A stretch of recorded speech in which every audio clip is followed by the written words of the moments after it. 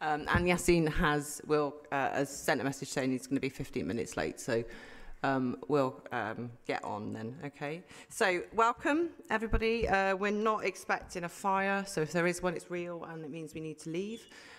So through the front door, down the ramp, and we queue by the cathedral. I'm not aware of any apologies or substitutions, and I can, yeah, okay, thank you. Number 3, declarations of interest. So it's whether any of the committee members have got any declarations that they need to declare, given what's on our agenda today. Take that as a no. And the minutes from the previous meeting, which Councillor Hornton, you chaired this. So if we go through the minutes, has anybody got any corrections or clarifications that they wish to bring up in relation to the minutes?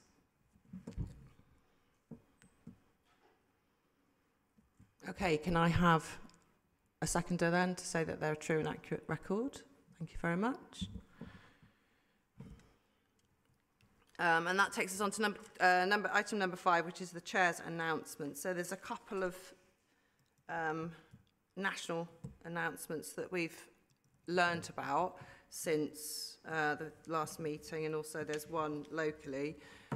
So people may have heard that the government has announced a 2-year extension of the override on the SEND deficits. That's across the country, which was expected, I think, probably, given how late it is in the year and when it ran out. But we still await the SEND review, the outcomes of the SEND review. So that at the moment, the timetable that the Department of Education has given us is the autumn. So we'll all have different ideas about when the autumn is, but certainly after the school holidays, probably term 1, or it's going to be term 1 or term 2, presumably, before Christmas. So we'll have more information around that. And the other piece of news I wanted to publicly congratulate Learning Partnership West. They've recently been Ofsted and they got an outstanding. And the level of work and the detail that LPW must have put into what they're doing in order to get outstanding. It's very rare for an alternative learning provision to get an outstanding Ofsted rating. So it's a really good sign that provision for those young people are doing really good things for our children in South Bristol. Kasia, did you want to have any announcements? No?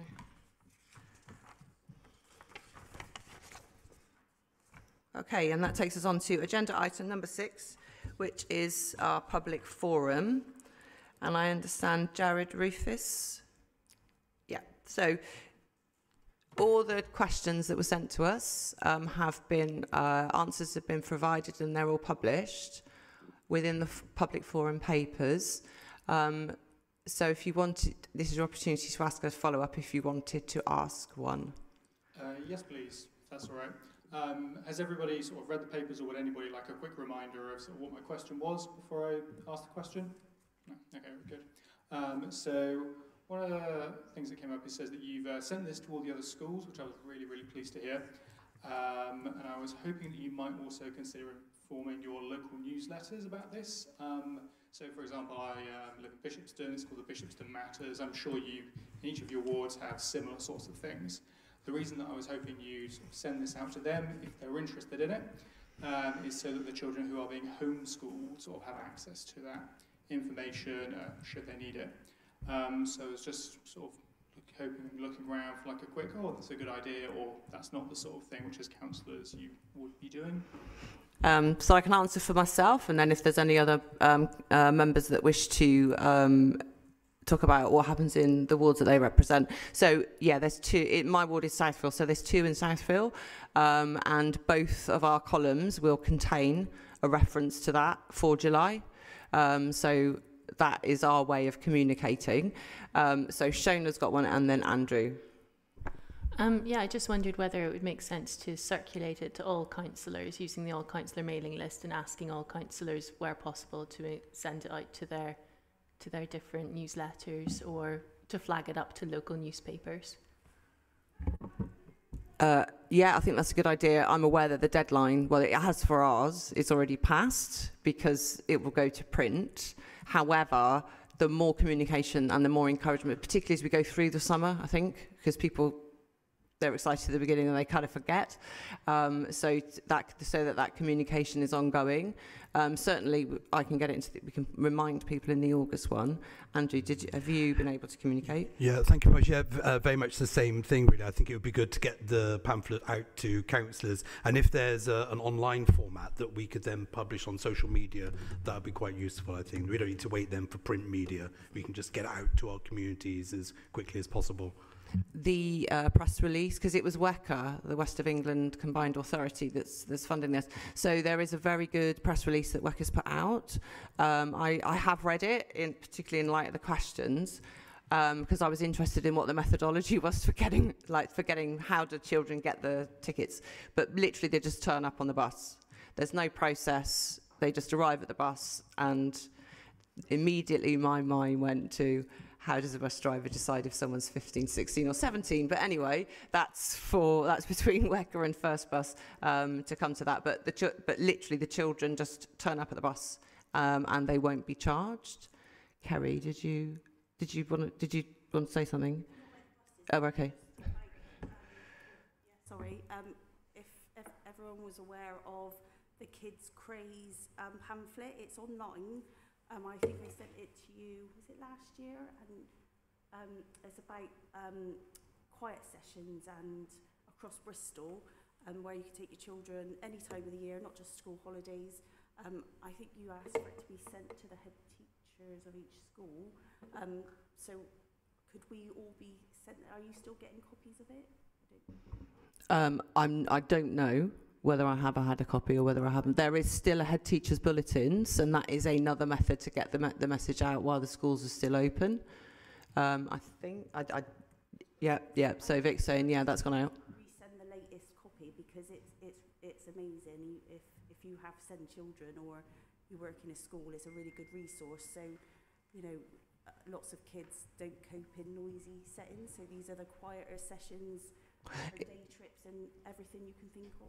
So have you got a link, Kerry, that you can share with us and we can put it out through? Okay. Because I talk to her all the time about other projects she's working on. Yeah, okay. Katja? I just wanted to say that there was a youth project that was going on in my ward about a particular bus route. I'm not going to say the number. And then this came through, so that's going to get a lot of publicity from there because it's a whole artwork process they're going to do during the holidays. Oh, that's great. And it is something that our young people have been asking for many, many years. And this is a step in the right direction, I suppose, around them being able to travel around. Yeah, and it's not just, of course, it's not just in Bristol, it's wherever First Bus go, they will be able to get on those buses if they wish to. So it's a really good project, yeah. Did you have any other further questions? No, just to say thank you very much. You're all really supportive and the initiative of sharing with all the councillors exactly the sort of thing I really hope for. Thank you very much. I guess the only other quick note would be that I believe in giving credit where it's due. So if you would be kind enough to, because my co-workers worked really hard on this, just to make sure their names included and the school's logo and stuff, just so, you know, that's all really, but thank you very much. Yeah, no worries, thank you.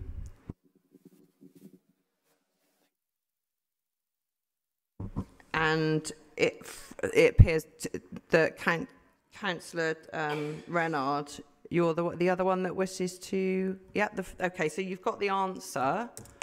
The answer deliberately didn't identify the locations, and I understand that you've had communication around why that is. So if you've got any follow-up questions that would be suitable for the public domain, given that this is about children in care. Yes, I would just point out that all that information is in the public domain anyway, because it went to Cabinet in January last year on the Gorham ones. But as an aside, my first follow-up, thank you for the response. Given the Children's Homes funding for Gorham Homes was signed off in January 2024, it is concerning it's taking 2 years to sort, with available children's homes sat empty for what looks like it's going to be like over a year. And also further note, there's no answer on the other home I asked about in my question. It'd be good to just get a response on that. But based on the figures given to us earlier in the year, that tolls out of area children's placements are on average costing Bristol City Council circa £7,000 per child per week. It's a lot being spent on kids that could be brought back to Bristol. Do you see this as an acceptable situation, and what action are you going to take to speed things up?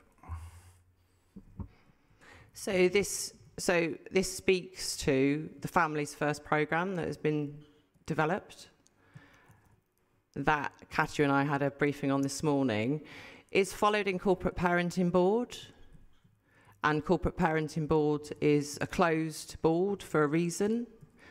Every member of the elected council is a member of the Corporate Parenting, so every member of council is able to come to that board and speak to the questions that you've just answered, you've just asked. The answer is in relation to all of the questions that the locations that you identified. So that's the question. What is the answer? It's published. You've got the answer there. November. What's the answer to my follow-up? Right. One of it was there's 2 locations that you identified. The answer is in relation to both of those. Yes, my follow-up question was, do you see that as an acceptable situation, how long it's going to be vacant for, and is there any action you're going to take to speed things up? That was my follow-up question. It's going as fast as you are able to go, because this is based on what's best for children in care. So the investigations have been done. They were done under the previous administration to identify the children. The work is in progress to get those children ready so that they can come back in a safe way, and in a way that is whereby the houses are ready, but that's only one element. The other elements are the staff teams, some of which will involve health workers as well as social workers and care staff, some of which may involve other more specialist staff than that. It would be great, Tom, if we could go and buy a house off the market and move children in, but it doesn't work like that. If you have more questions and you want to talk about timing, can I suggest you come to the Corporate Parenting Board, because you could have a much better understanding about what's going on for the individual children that are being brought back home.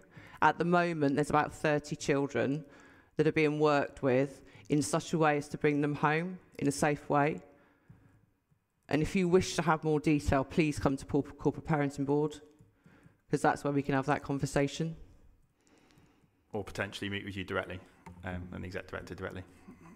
Well, you could do that as well, but Corporate Parenting Board is where these things actually happen anyway.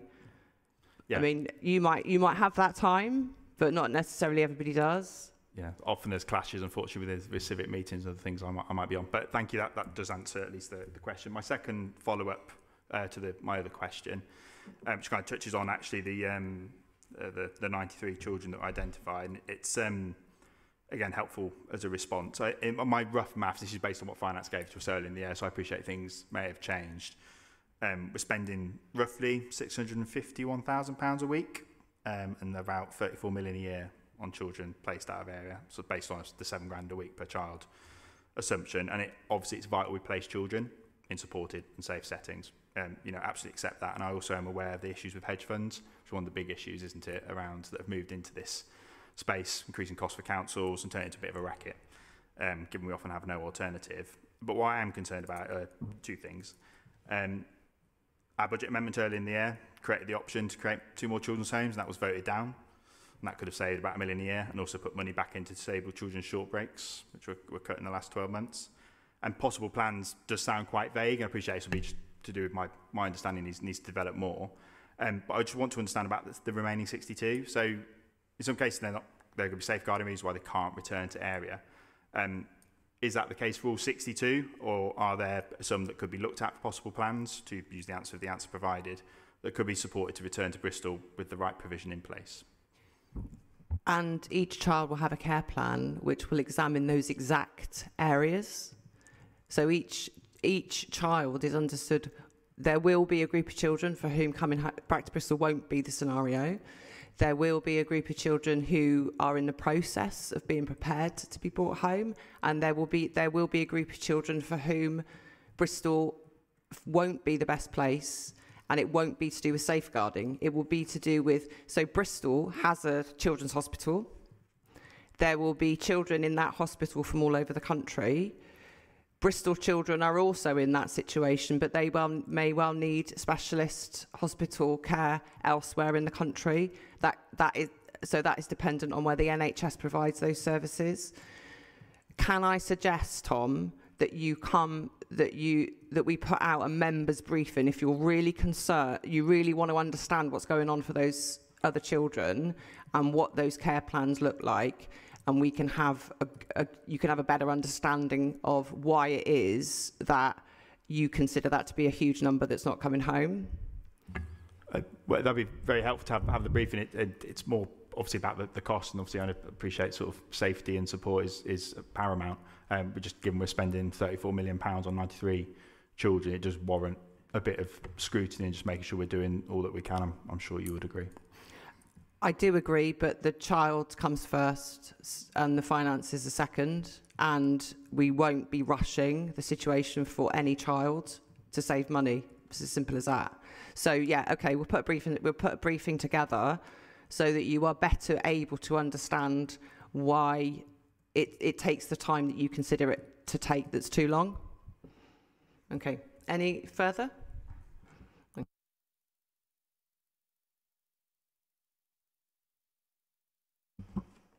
Okay, so that takes us on to agenda item number 7, which is the annual... Oh, right, sorry.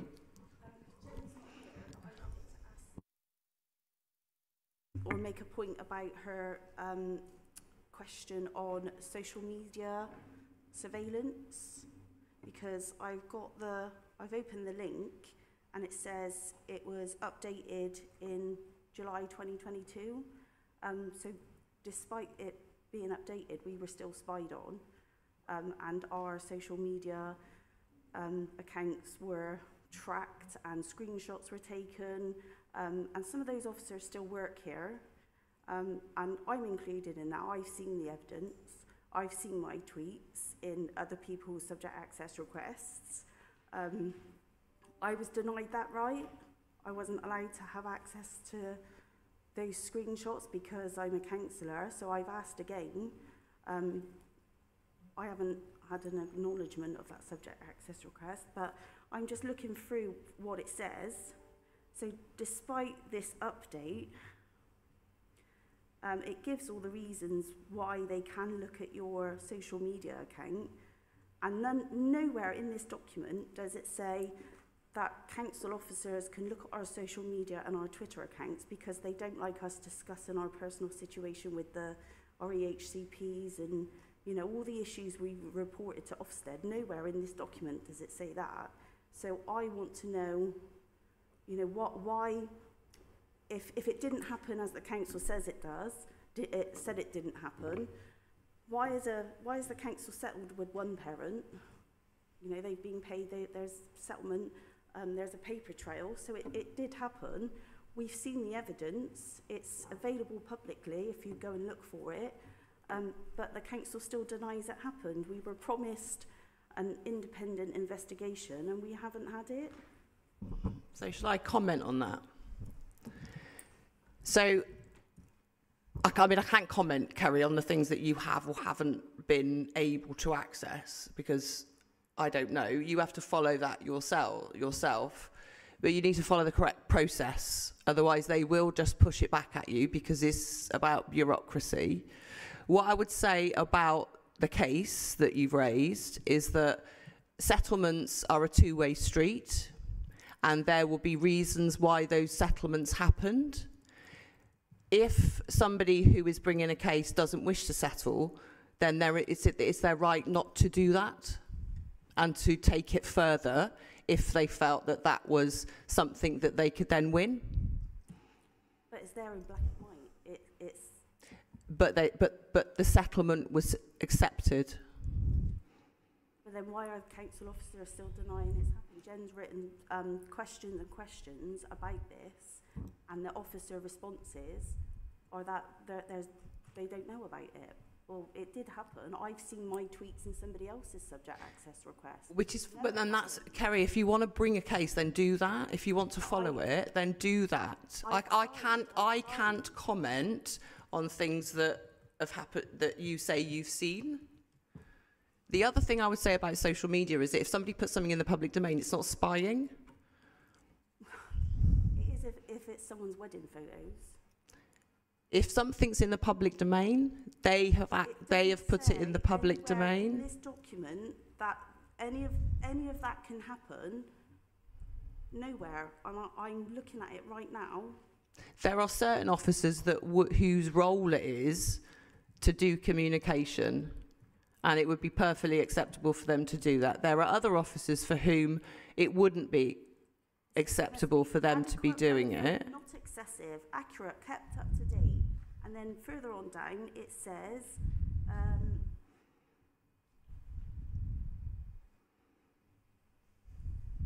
for example, it can be used to check some aspects of a service user's and or family associates account or current or recent events which might affect the safety of a child or children, as such as possible presence within the family environment of a person posing risk to children, presence of known risky behaviour such as drug and alcohol abuse, where there are reasonable grounds to believe that information given by the family as part of the assessment is misleading, untrue, the claimed separation of a couple where domestic abuse is known or a significant risk factor. Well, it doesn't say anywhere in there that, you know, some of the screenshots that are in the evidence pack says we can't work with these people. You know, how is that related to that?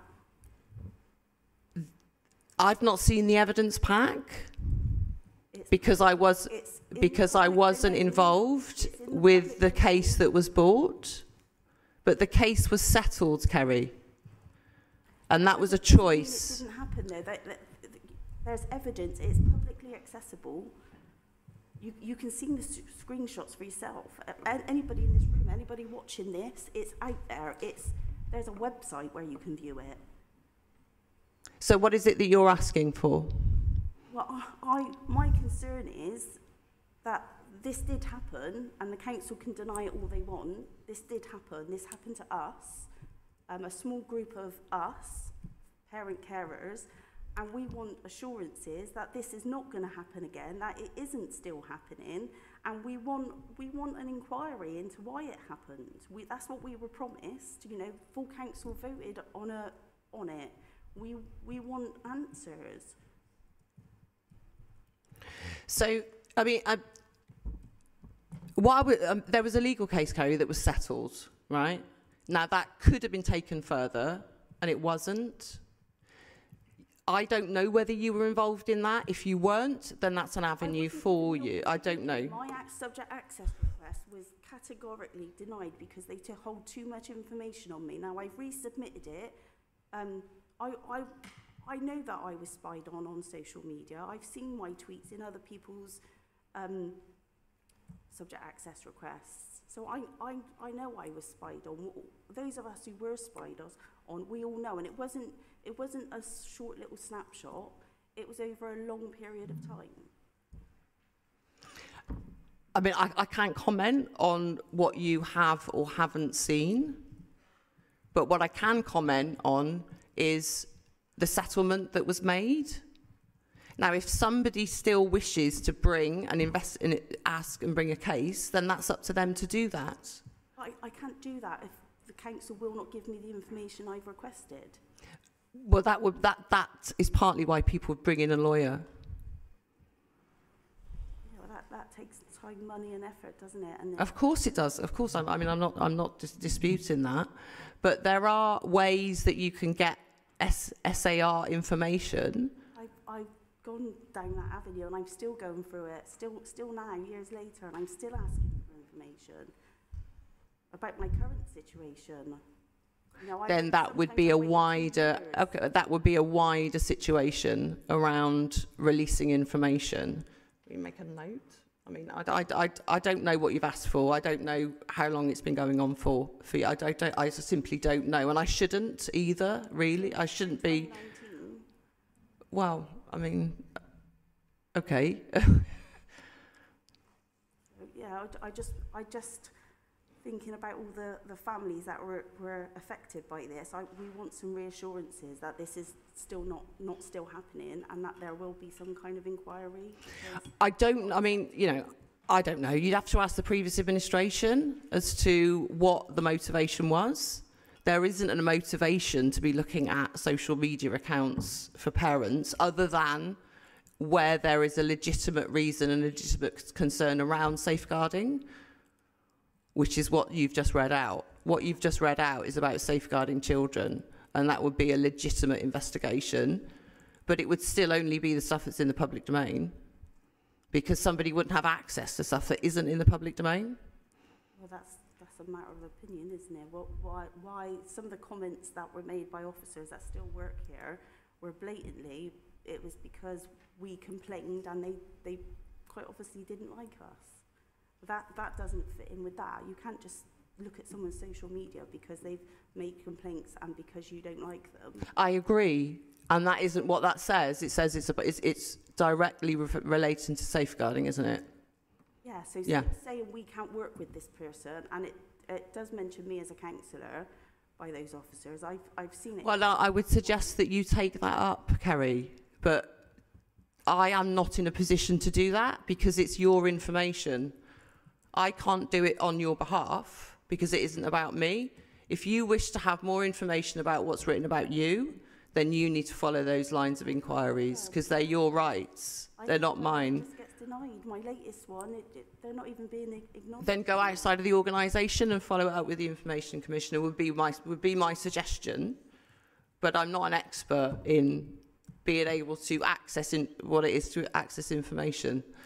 But it certainly wouldn't. It's certainly not it's not going to be me that is in a position to do it because it's not my information. It's not my. I don't have the rights to access stuff about you, like in the same way as I don't have about anybody else. We were promised an inquiry. We voted on it. I didn't vote on it at full council, but all the other councillors in the room did, and it was overwhelmingly yes, we would have an inquiry, and then it's just not happened. Change of administration, and it's still not happened. So we're. But the legal cases, and the legal cases have been settled. One has.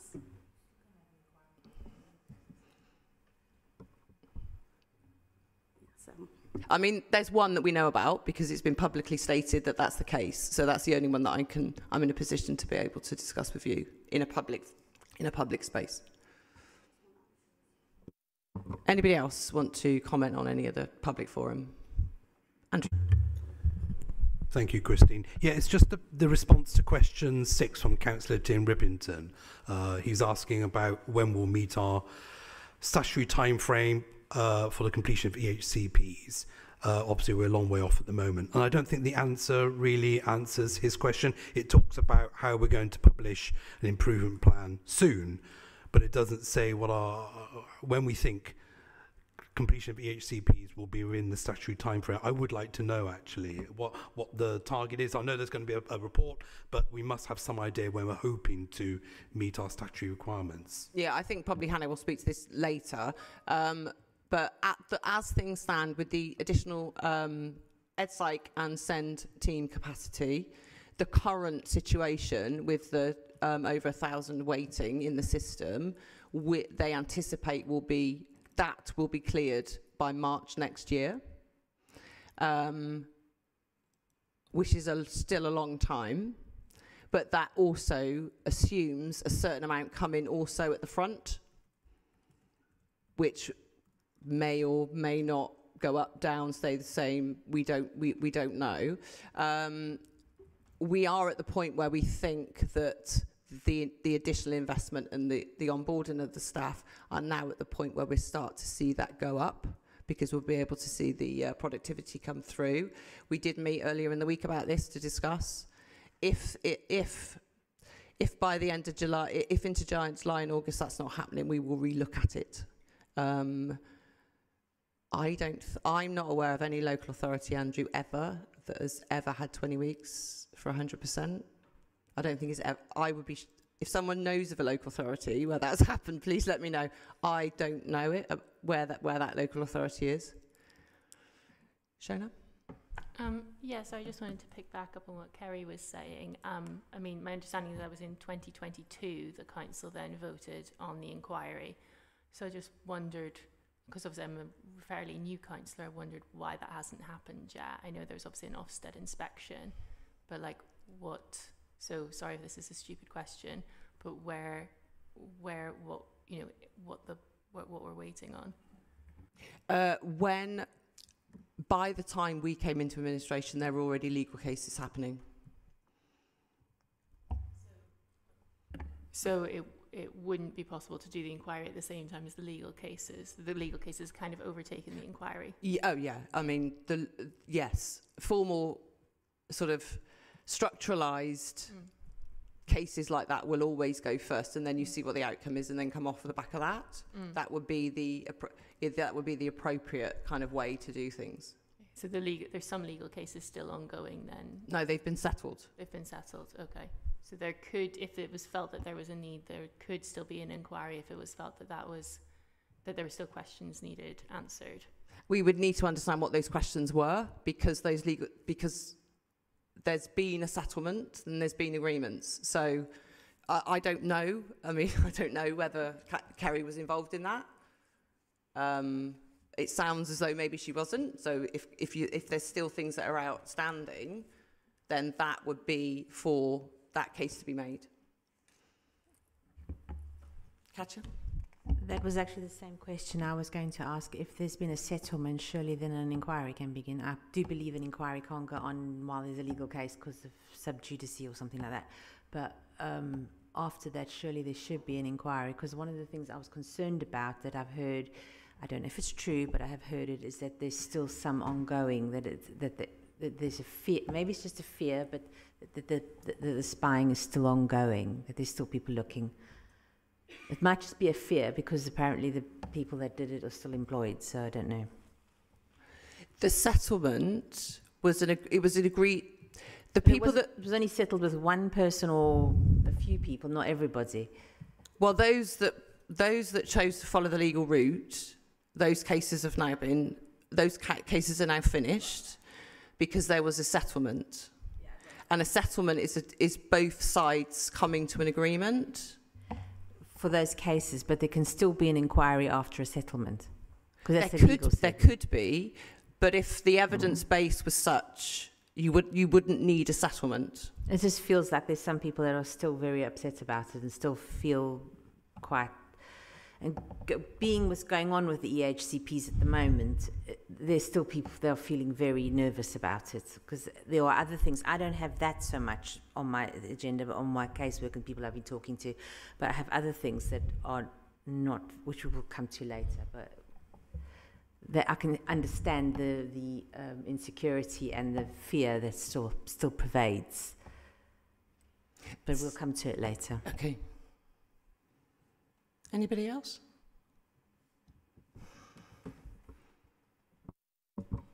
Okay, so that takes us on to item 7, which is the annual business report. So this is you, Ian, I think, isn't it? Yes, thank you, Chair. Just very quickly, so this is the annual business report. It just sets out the details about the membership and chairing arrangements for the committee. Asks you to note the terms of reference and meeting dates. So essentially it's a report for information. Do we need to vote on it? No, just to note. Oh, okay, it's all noting. Is everybody happy to note? And that also means that we welcome our new members, Andrew, John and Yassine. Welcome. And so that moves us on to agenda item 8. I've just noticed that our guests have arrived, which makes me think that... have you been here long? Shall we do... Item 8 is quite long. So I'm wondering whether you guys, shall we skip to item number 9? First of all, yeah, okay. So we've got some visitors from the Play and Youth Alliance to speak to agenda item number 9. So this is for, there's no decisions for this. This is about us. I think we asked for some elaboration, if you like, on the play and youth situation in the city. So hand over to Rachel and Kirsty, who's come to introduce their report. Lovely, thank you very much. So I'm Rachel Robinson, I'm Chief Executive at Learning Partnership West, and I'm here with my colleague Kirsty Wilson, who's Deputy Chief Executive at Children's Scrap Store, and we are two of the founding members of Bristol's Play and Youth Alliance. So thank you very much for asking us to this evening to tell you a little bit about it. And I think we follow on from the Youth Council talking perhaps at one of your recent meetings, so hopefully that's a nice follow through. So I was just going to say a little bit about us as a network, what we do, and then some of the opportunities and challenges that we face. So we're a completely self-organised network of about 40 plus members. We're all play and youth organisations in the voluntary sector, or organisations who advocate on behalf of the play and youth sector. We're varied and various in shape, size. All aspects of the voluntary sector are represented, from tiny grassroots right up to larger organisations, and some of our nationals with a local footprint. So we represent that diversity across the sector. And we've grown and evolved over the last 8 years. So we didn't start off quite as we have ended up, but that's often the way. And the council, you have endorsed our strategy as part of your work with children and young people, which is fantastic. So we have a fairly straightforward vision, which is that children and young people shape the city that they live in. And it's not just about supporting the present, the here and now, but it's also about building a resilient future. And to do that, we want to ensure that all children and young people in Bristol have access to high quality play and youth services, and that Bristol is recognised as a leading city for play and youth work. It has a rich history in play and youth work, and we want to make sure that continues and thrives. So as an alliance, we are very much about us as a sector thriving so that we can meet the needs of children and young people. The voluntary sector has its ups and downs, threats and opportunities like every other sector, and we can't be there for children and young people advocating, championing and providing services unless we ourselves have got our house in order.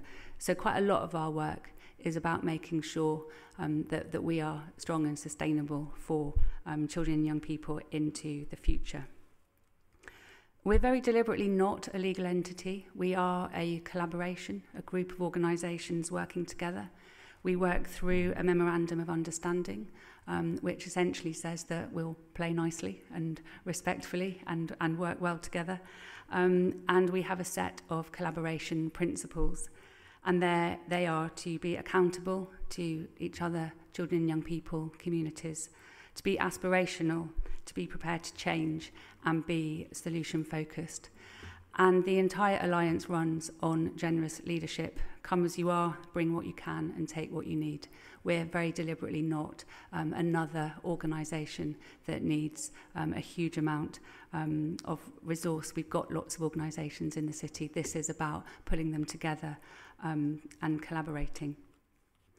We've written a strategy which is just about to be refreshed, so we'll share that with you when it is. But as a local authority, you've endorsed that strategy, which is really positive. The key strategic aims in it, first and foremost, that children and young people have a voice. That is our overarching theme, and that they're not just heard, because it's all very well to listen, but so what? It's not about just hearing what children and young people have to say. It's that they influence and lead and co-create the services and decisions that affect their lives. Our next strategic aim is that children and young people can access inclusive, safe and inspiring spaces to play and connect close to where they live. We have an ambition that every single child and young person in the city can access a choice of provision within a mile of where they live. We're not there yet by quite a long shot, but it's a good ambition to have, and we keep working towards it. Our next strategic aim is that we have a resilient, inclusive and valued workforce. There is a bit of a crisis in the play and youth workforce, as in many other aspects of the children and young people's workforce. The routes into play and youth over the years have been eroded, and having a really good range of both professional qualifications and perhaps less traditional routes into play and youth work, as the really wonderful careers that they are, needs some work, and that's something we've been doing as an alliance very closely with our local organisations, City of Bristol College in particular. Our next aim is that we really evidence the impact of what we do, and because quite a lot of what we do is about the intrinsic nature of being a child or young person and trying to prevent less good things happening in the future, it's actually quite hard sometimes to demonstrate the impact of the work, and that's something we're working on very hard at the moment. Some projects with Bristol University, that's just one example, but how we actually tell a unified, impactful story about the value of play and youth work across the city.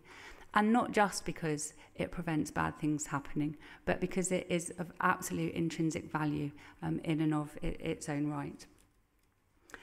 And that whole collaboration and accountability principle, that it isn't just about us as organisations, that we're here for children and young people. The project with the University of Bristol has been really interesting in looking at how that collaborative approach works, and it really has redefined how organisations work together, both us as voluntary sector organisations, but also us as a sector working with you as a council.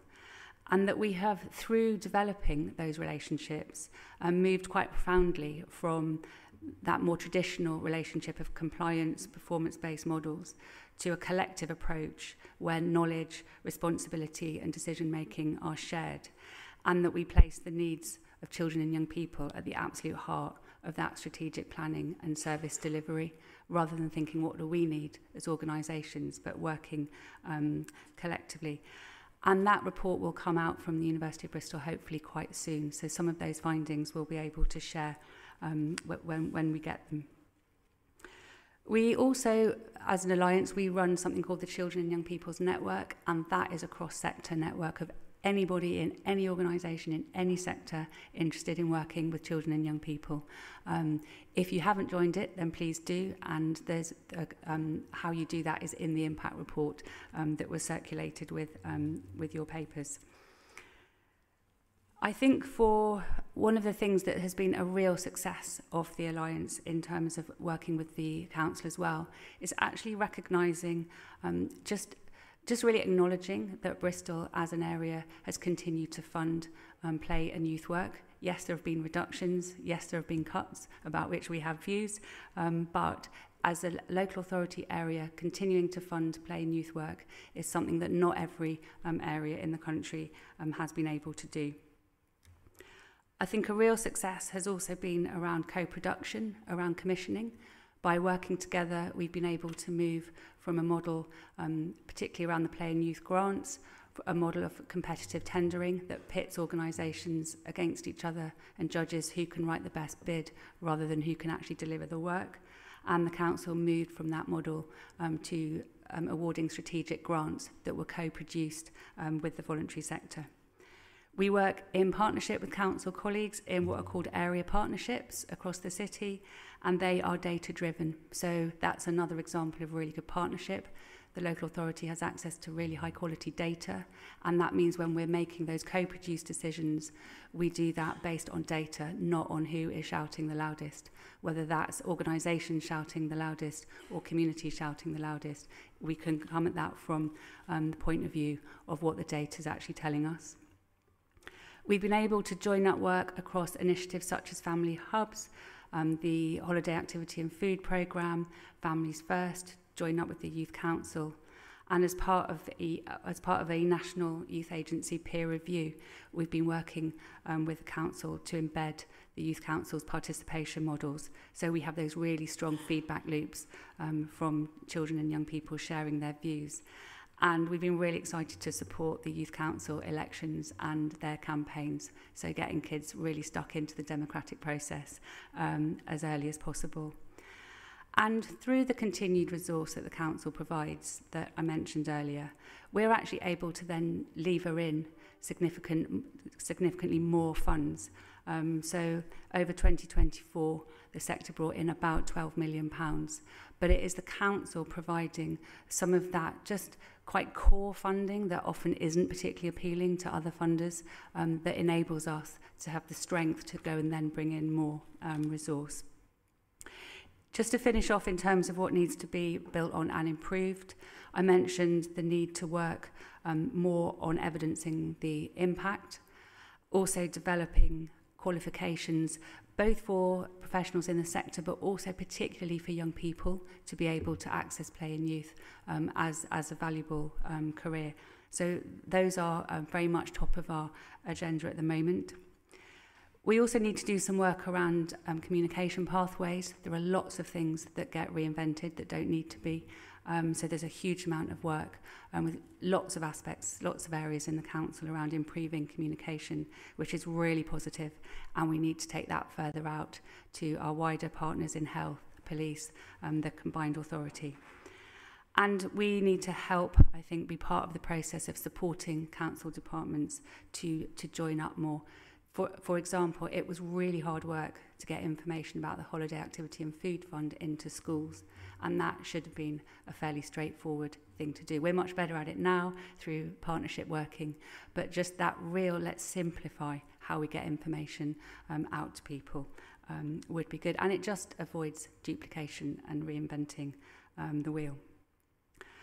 I also think we need to do quite a bit of work around some of the community buildings and assets and just space in the city that aren't always particularly welcoming to children and young people. Play and youth work isn't just about playgrounds and youth centres. It's about an accessible, friendly city to all our children and young people. So we ask for your help and support with all the above. And we offer you the opportunity to have some fun. You have got some incredible play and youth organisations in this city, and they are on our doorstep. So please go and see them. And a really good place to start is the first Wednesday in August is Play Day, and there will be events running across the city, so we can make sure you find out about them. But know who your local youth and play organisations are, because they're an important part of all our communities. Thank you for listening.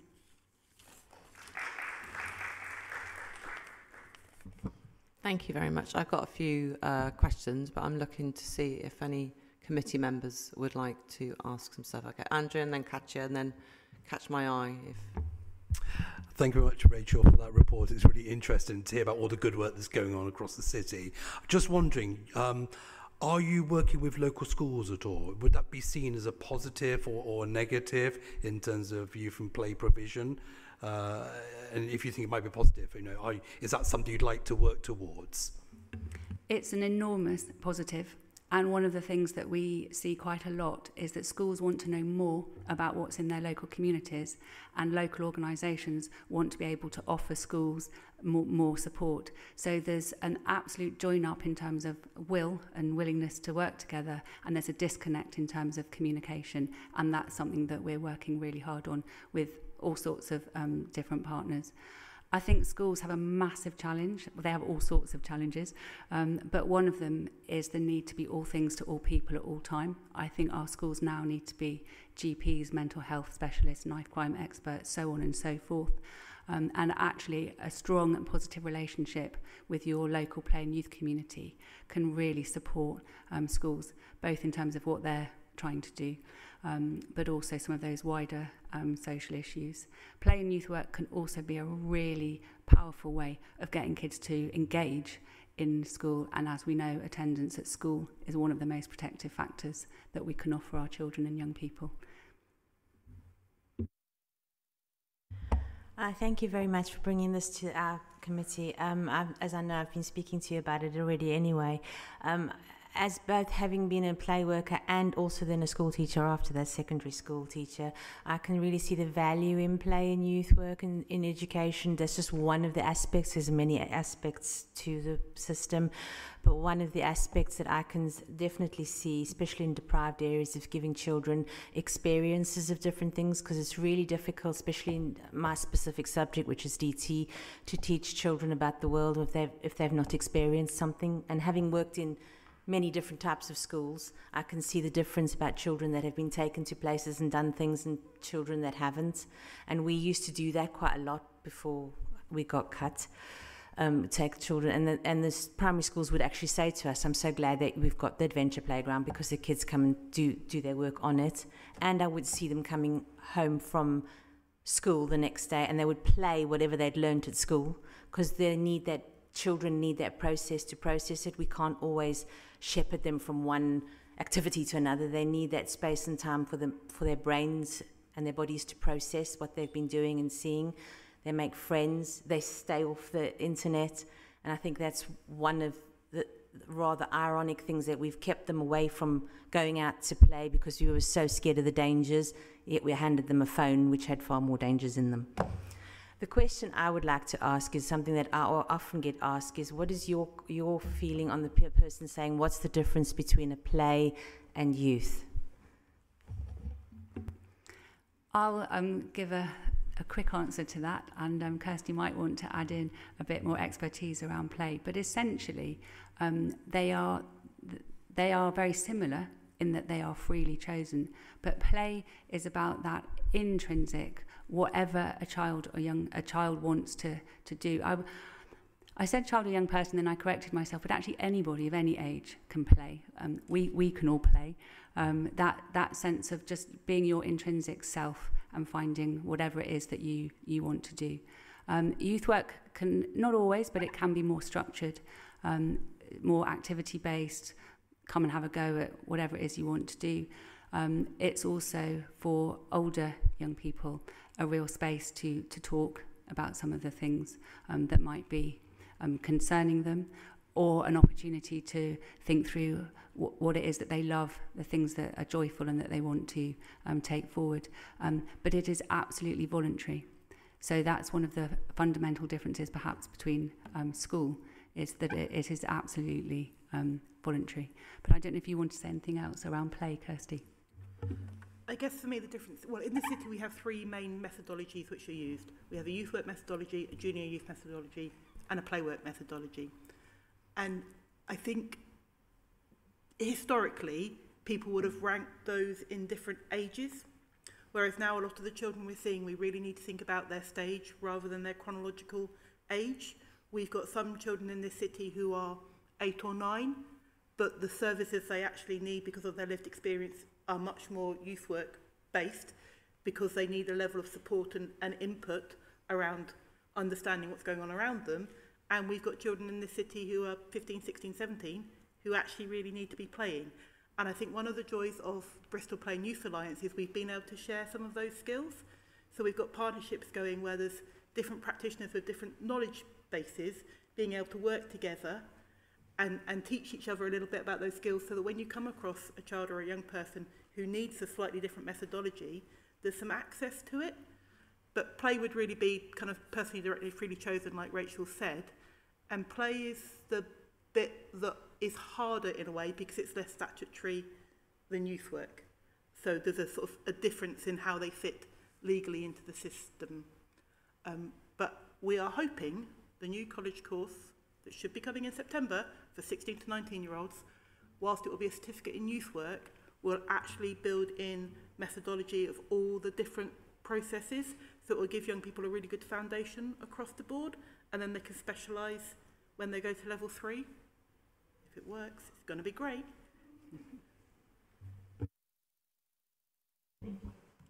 Kerry? I just want to appreciate the work you do, because I've been an early years practitioner and I've been a youth worker, and I was both of those at the same time. So I looked after very small babies from birth to 2 years old, and then on an evening I would go out and work with children of all ages, it was very rewarding. We've got the youth zone being built in South Bristol. That's been a long time coming. A lot of the kids in my ward, Hartcliffe and Withywood, they've grown up with just one youth club. Well, over the years, they've all been closed, so we've just got one. So some of those young people, they've never stepped foot inside a youth club. So, you know, the youth zone and our youth club, they're going to both coexist. You know, there's not one instead of the other. They're both going to be there, hopefully, for a long time. And we've also got some amazing detached youth work, because some kids just don't want to be indoors. They want to be out, and why shouldn't they? You know, there's a big wide world out there. Why shouldn't they be climbing trees, or, you know, on their BMXs, or whatever they want to do? So all of those things should coexist with each other. You know, I was one of those kids that wouldn't go into a youth club. We had quite a few back then, but over the years they've all disappeared for whatever reason. So I just want to say I really appreciate the work that you do. Thank you. It's really lovely of you to say that. Yasin? Thank you, Chair. Thank you, first of all, for your presentation. But my question is, I was just looking also your website. You do work with the youth violence. So how can you contribute the city, especially with the secondary schools? At the moment, the area I'm representing, Lawrence Hill, we have a lot of knife crime, and also as a deprived area. How do you think you can help us, especially in the city schools at the moment? We are struggling, the knife crime and also the drug issues. Thank you.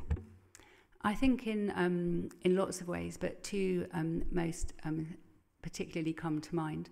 I think youth work can support some of the young people, and it does. There are lots of organisations in the city doing that work, supporting young people who are very heavily involved in knife crime, whether they're both victims and perpetrators are ultimately victims as well in many ways.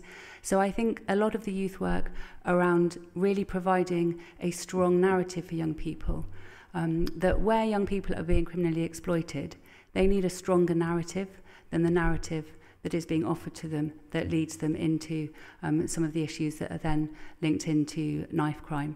And to have a stronger narrative than a group that is offering you a sense of belonging, a club, if you like, to belong to, warmth, sometimes food and security.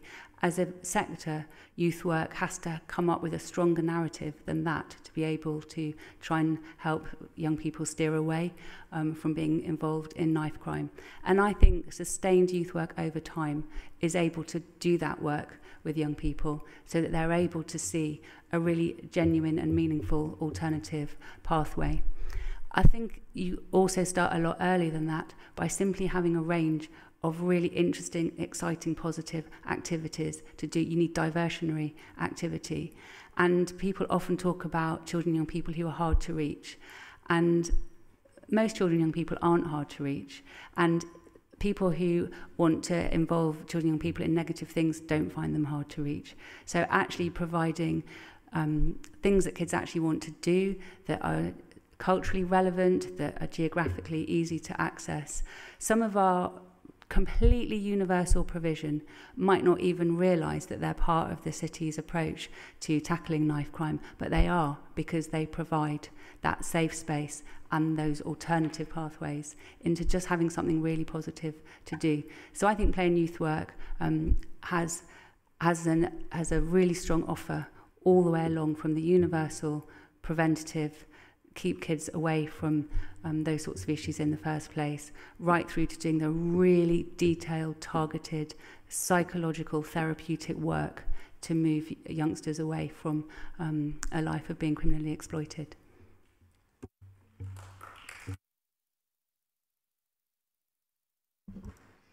Sorry. Yeah. Yes, sorry.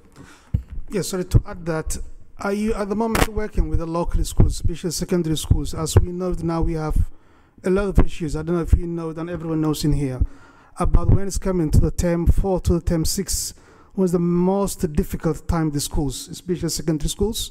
Are you already working with the secondary schools in the inner city? I realised I didn't actually answer your question, which was about the work with schools.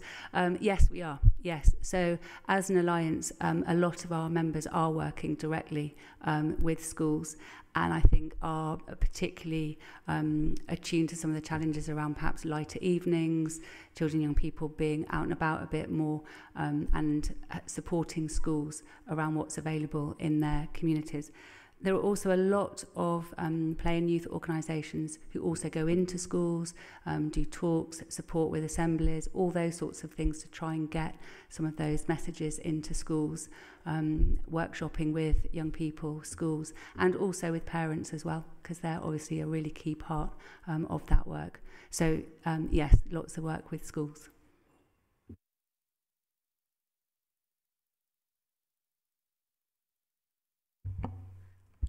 Hi, I actually work with youth, and what I want to think about, for us to think about, is the barriers between our young people and the community. Because of antisocial behaviour, we get an awful lot of profiling and assumptions about young people when they are out, especially when I take a group of young people out, and the way that we are then treated. Especially if we go into shops and other areas. I actually took a group of young youth from about 16 to 18 over to Hengrove Park last week or so. And they had the best fun running around Hengrove Park on the climbing frames and everything else, because there were no other, it was like you had the babies in the little baby room, but there weren't no other like school-age kids. They had the best time ever and had so much fun. But they wouldn't be able to do that if they were just out with themselves and stuff like that. So it's about how we develop the programs of what we do and what we offer young people, and how we can sort of like prevent that kind of stigma around, you know, young people being, you know, being profiled, really.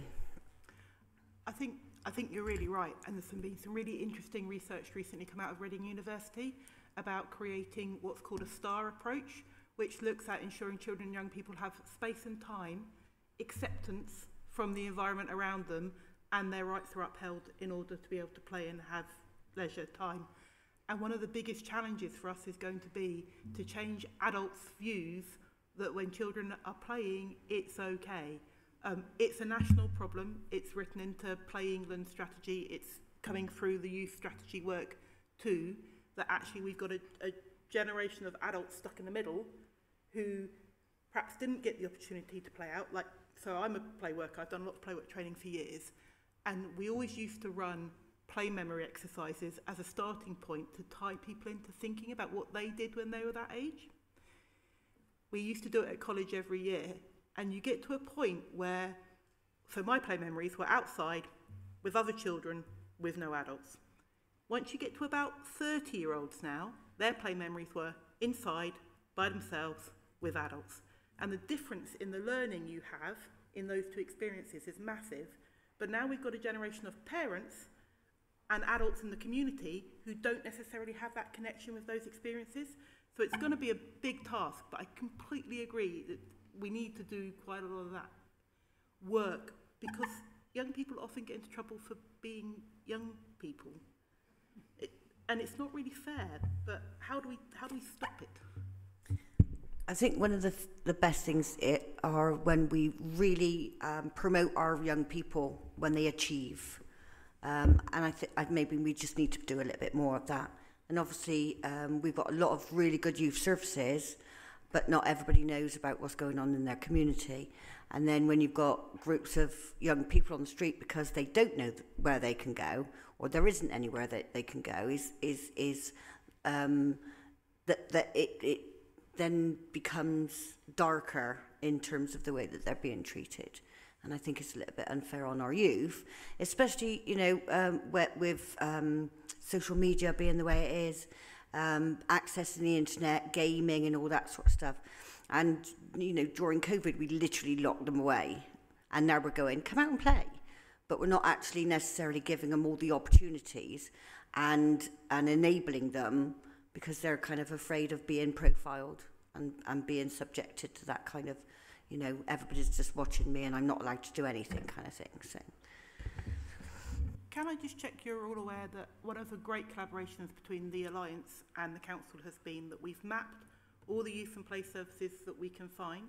They're on a searchable database, which you can find either on the Council website or on the Alliance's website or the Family Hub's website. And it's taken us a long time to do, but you're right, so many people don't know about what's out there. And so if it's useful to you, it's on your website. We'll perhaps try and find the link. It's quite hard to find. But that would be really useful for some of those people. Yeah, I just wondered whether that link could be included in the minutes, because I think some of us councillors were just talking the other day about how we wanted to make sure all this information was mapped, and it sounds like it's already been done, which is really important because, yeah, as we say, as people have said, children, we're trying to tell them to get off their screens, and then when they go out on the streets, we're like, oh, there's a gang of children, and it's like they're just hanging out, they need somewhere to go. So having that knowledge publicly available is really important. Maybe we can promote that using the council social media a bit more. Yeah, can we make it?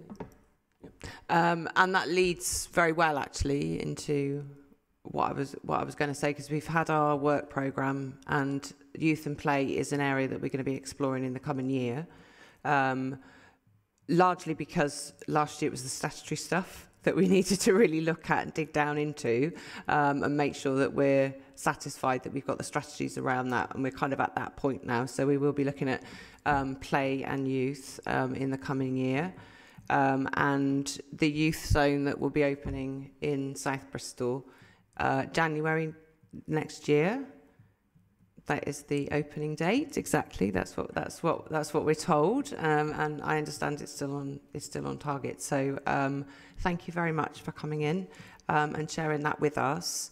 And certainly the mapping will be the baseline from where we start as a committee, and then where the gaps might be identified could be the place where I can start to, as the chair, to try and lobby.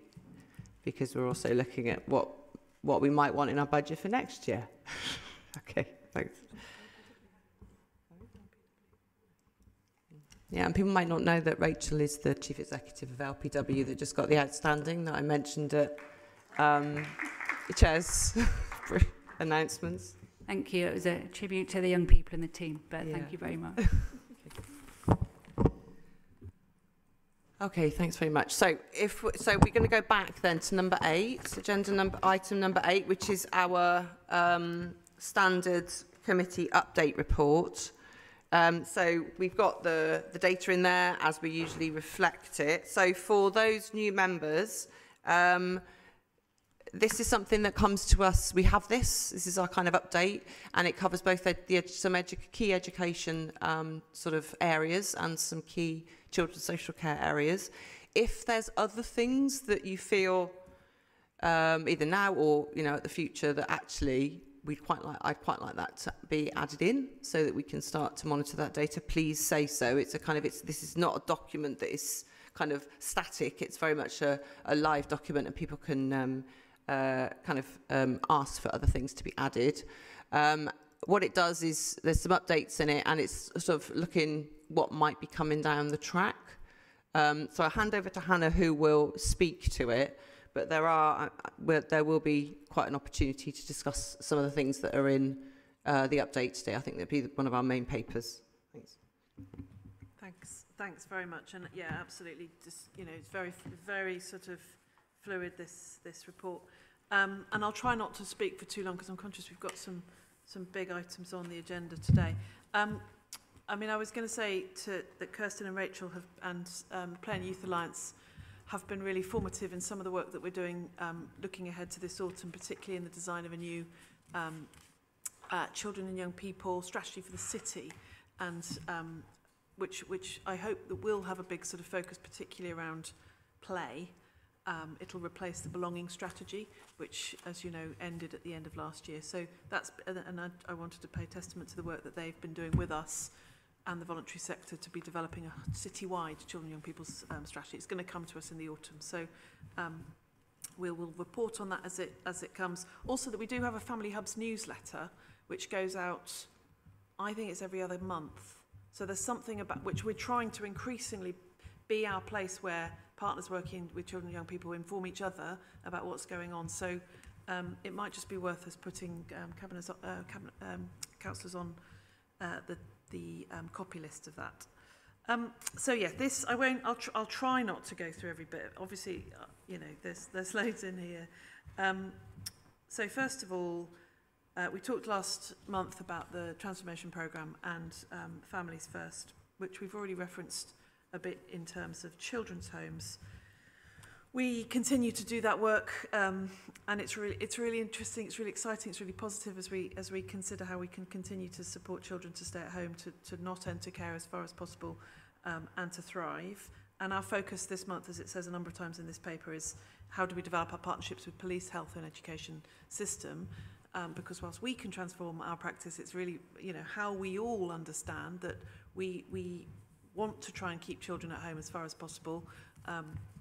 Is also part of our how do we hold those children together collectively. And Christine's already spoken to making sure that we do follow children's care plans when we are looking at the profile of children coming home back to Bristol, and how do we do that in the right time, in the right way for them.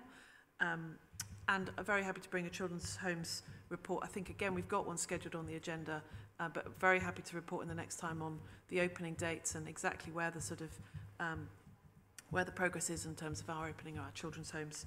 We can put much more detail into this report on that, as it sounds like it would be helpful. I'm not going to speak at length on SEND and AP, but I will come back to the data because Vic has a paper on it, which he will speak to in a minute. And I'm also not going to speak at length to the harm outside the home strategy because James and Fiona are going to speak to that also in a minute. Apart from to say, just to reflect the discussion that you've just had, the harm outside the home strategy is all about how do we, as a partnership, build our resilience and combat children who are at risk of exploitation, but particularly the role of communities, voice, schools in early intervention and prevention, as well as the recovery dispersal work that police and youth justice and probation and as well as social workers do at the sort of top end.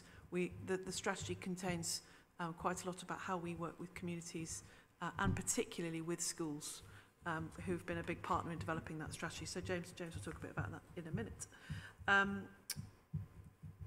We have talked at the performance board this month about disabled children's services, fostering sufficiency, timeliness in the MASH, and there's an item in the paper about disabled children's services, such that we did see we did a really sort of positive assurance visit into the disabled children's service, and I wonder again whether it might be helpful for us to bring more regularly. We don't tend to talk much about that service at this committee, so I think it'd be helpful to bring more regular updates. We have some strong practice which would be helpful to sort of reflect on here. The timeliness in the MASH, that's our multi-agency safeguarding hub, was an action plan from our inspection, and so we looked at that in our performance board, and we've talked before about fostering sufficiency, enough foster carers as well.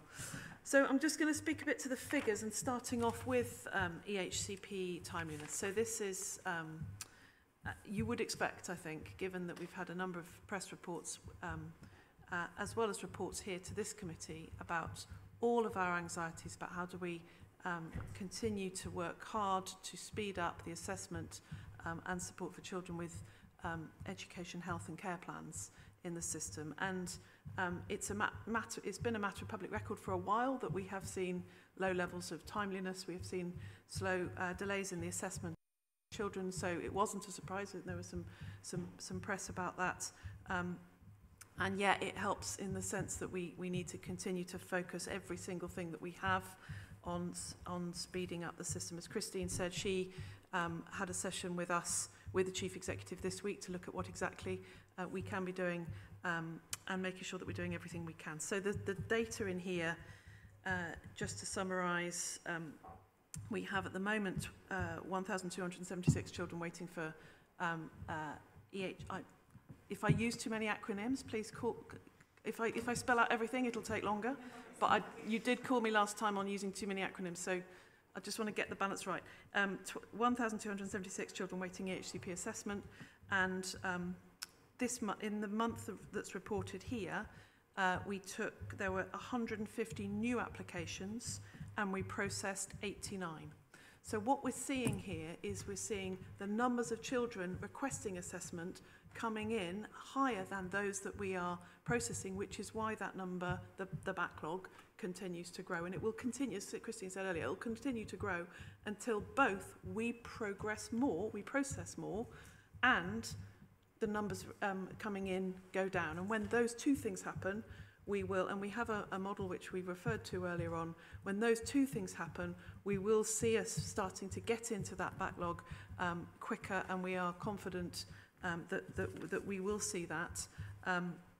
It's worth saying that, so we have, just to rehearse again, we have seen a rise in demand and need in this city, 32% rise in need in this city against a 16% rise in the southwest, against 11% rise in the country. So we have seen needs rising across the country and in the southwest, but more so in this city. And part of the reason for that was because we removed the top-up funding last year. There were 500 children in receipt of top-up who went straight into our EHCP assessment system. Now there are 25% of those waiting are those that formally received top-up. We know that those children are continuing to get that funding whilst they wait for the assessment, because we've extended that, so we know that they are supported. And I mean, in terms of Christine has spoken this week about equity. What we do want to do is progress children fairly. When the assessments come in, we want to progress them in a fair way. So we would be able to improve our data by progressing those that have come in more recently, more quickly, but that inevitably would have an impact on those that have been waiting longer. So we need to progress the assessment in a fair way. We do triage on the basis of needs, so those that are more vulnerable, particularly those that are in contact with our social care services, we do progress quicker than others, but otherwise we will be progressing them in the order in which they come in, because we want to be as fair as we possibly can, and therefore we will continue to see that timeliness. As we've said before, we will continue to see that timeliness figure improve, but slowly, for that reason, because we've got a number of children waiting who have been in the system for a long time. It's worth saying that we did produce more plans by the end of May this year than we had by the end of July next year. We've got significant speeding up, and certainly the EP system in particular completed the highest number of the plans this year than they have in the last 2 years, and we are starting to see more outflow through the service, both the EP service and the SEND assessment service, than we have seen certainly over the last 2 years. So we're starting to see that come up, but we do need to see the demand, the needs going down as well, in order to be able to balance that off. We have recruited 18 new people into the SEND assessment team, and 10 inclusion, on top of that, 10 inclusion leads to lead our inclusion service, and also a number of education psychologists as well. So I suppose, we will continue to talk, and it's right that we continue to talk about timeliness of education, health and care plans, and we'll continue to share with you everything that we are doing, and Christine is rightly pushing us, as is the Chief Executive, on doing everything we possibly can, and we're happy to take any questions on that. So I've spoken a bit more than I would, but conscious of the interest in that. The other things in the report, so in terms of data, there is a bit more information in the paper around children missing education, so you can see that than we've had before. It's been a focus of this committee for some months. As you can see, the numbers are decreasing, and partly that is because we are continuing to make sure that we are supporting that group of children as much as we can. We've also seen a relatively stable, electively home-educated group, although there's a slight rise in the data in this month, but they are on a par with England and national statistical neighbour local authorities. I won't go through I'll try not to go through every paragraph of this report. Attendance has slightly improved, and but it continues to be probably the biggest concern and issue for all of us nationally as well as in Bristol. But we do have variation across the city. Persistent absence is a subsection of attendance is slightly better, but we're seeing severe absence is slightly worse. So that's the smaller proportion of children who are very significantly absent from school, and that again they will be children with really significant needs, which we need to support. And then we've got for the first time in these papers data around suspensions and inclusion and exclusions, which we will continue to report on. We've seen exclusions fairly significantly below the same period as last year, which is good news. Quite high numbers who are primary age, and that has continued through this term. So primary exclusions is much higher than it has been before, but overall exclusions are down. And we are still seeing significant disproportionality so we're seeing 20% of those excluded from black and minoritized backgrounds, which is lower than the city average, but it continues to be a focus for us.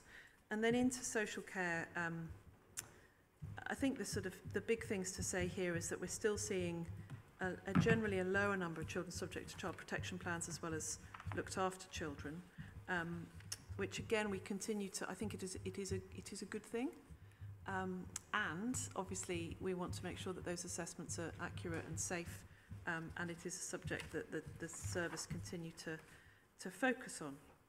So just in terms of policy updates, Christine mentioned earlier that we saw the statutory override extended by 2 years. We will have a schools white paper in the autumn. We don't know when that is.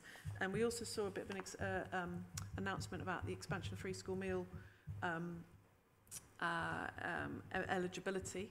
And we are doing a briefing for all members. I'm not sure if that's gone yet, but we are doing a briefing for all members on that as well. You mentioned the HAF programme, or Kirsty mentioned the HAF programme earlier, so there's some data in there about the HAF programme. Obviously, there is a bit of a sort of debate about the extension of free school meals and the eligibility to things like HAF as well as particularly pupil premium, and I think nationally wanting to understand that. Other things to point out here, we have had significant engagement with the Parent Carer Forum around home to school travel for post-16 children with EHCPs. So we have included in here, and I think I wanted to recognise the significant work of the Parent Carer Forum in supporting us here. We have included a link into the information for parents around eligibility for home to school travel and how the decisions are made. I think it's much clearer than perhaps it would have been otherwise without their help, and Christine particularly has been encouraging us to work closely with them. But it is obviously, for those parents, it is particular cause of anxiety as their children approach post-16 care. And again, we can talk more about that in future if it's helpful. Other things in the report here, there's quite a lot, I've talked about disabled children's services, quite a lot around the reorganisation of the children's social care, particularly what we used to know as FIF, Families in Focus, into Family Help. That is also part of our social care reforms, and particularly the focus on neighbourhoods. So our area social care teams work particularly in neighbourhoods, working top to bottom, with the child protection teams working right down into what we call Family Help, which is sort of just above early help. It's support for lower level of needs children. The idea is to keep them at that level. And we've also got 2 teams led by James here, one around extrafamilial harm and the other one around children experiencing significant concerns around family breakdown. So wanting to work much more early with children who are at risk to prevent them coming into the care system, and establishing some very specialist teams working with our front door there. So that's new work, and it's interesting. I'm sure we may hear about it in a minute. Good to celebrate the Hub for Care Experienced Young Adults, which is recognised in the papers. And then just lastly, in terms of partnership, I did just want to point to the work that we're doing with schools. So Rachel referred to a disconnect with schools, between schools and services across this city, and I think everybody working, including the schools, would recognise that language, we've talked about it before. We are progressing a big project which we're calling Bristol Future, which is about how we get all the schools and trusts together to work together in terms of improving outcomes for children, particularly those who are living in deprivation in the city. And if that weren't already something that the council has prioritised, we saw the publication of the Sutton Trust Opportunity Index, which we've talked before about. I don't know if we've talked actually here about this, that this city is the only city with 2 constituencies in the bottom 10 constituencies across the country for low opportunities for children and young people in Bristol, particularly there's the Bristol South and Bristol East, and Bristol North actually wasn't that far behind. So it underlined the importance of this work. So I won't talk about that because of time here, but I did just want to share with you that we launched that event. We have asked Sir John Coles to be the external commissioner and chair of that work. Happy to answer any questions about it. The last thing I wanted to say was we've included some work on corporate performance in here, which I'm happy to answer questions about, was just to recognise that we have on the Grommet Trail a fostering grommet. So you can enjoy when you visit the Grommet Trail, which is about to be unveiled. We're very pleased and proud, and the team have campaigned tirelessly to have a fostering grommet. So we have got that. I believe it's right in the middle of the trail. So please, if you're on that trail, do visit it. Encourage others to visit it and celebrate the important work that foster carers do in Bristol. Thank you. Oh. Okay, thank you very much. Right, John had his hand up first, and then Yasin, and then catch it. Okay. Thanks, Chair, and thanks, Hannah, for your report. Obviously, I'm new to the committee, so you'll have to bear with me. I'm a little slow on the uptake as well, so apologies for any mistakes or misspeaking. So it's the figures that attracted me, and obviously I'm not aware of the background and you know, past history and all the rest of it. There are just a few that sort of do stand out to a simple soul like me. We've talked a lot about EHCP assessments, and you're doing great things, I hear. We've taken on loads more staff, but the figure is horrendous at 1,276 not being done. But having taken on the staff, having got new processes, I assume that figure is going to drop quite quickly. And obviously we would probably need as a commission, as a committee, to keep an eye on that, and that's the figure that we'll want. And hopefully you can give us an assurance that having taken on all these staff, that figure will be dropping quite quickly. The other figures that sort of just caught my eye, it sort of said percentage of EHC plans finalised in 20 weeks, which I guess 20 weeks is some sort of target, I guess. 3%. Seems a bit on the low side. And it says further on, target 50%. So that looks sort of a rather crazy figure, unless I've probably misunderstood something there.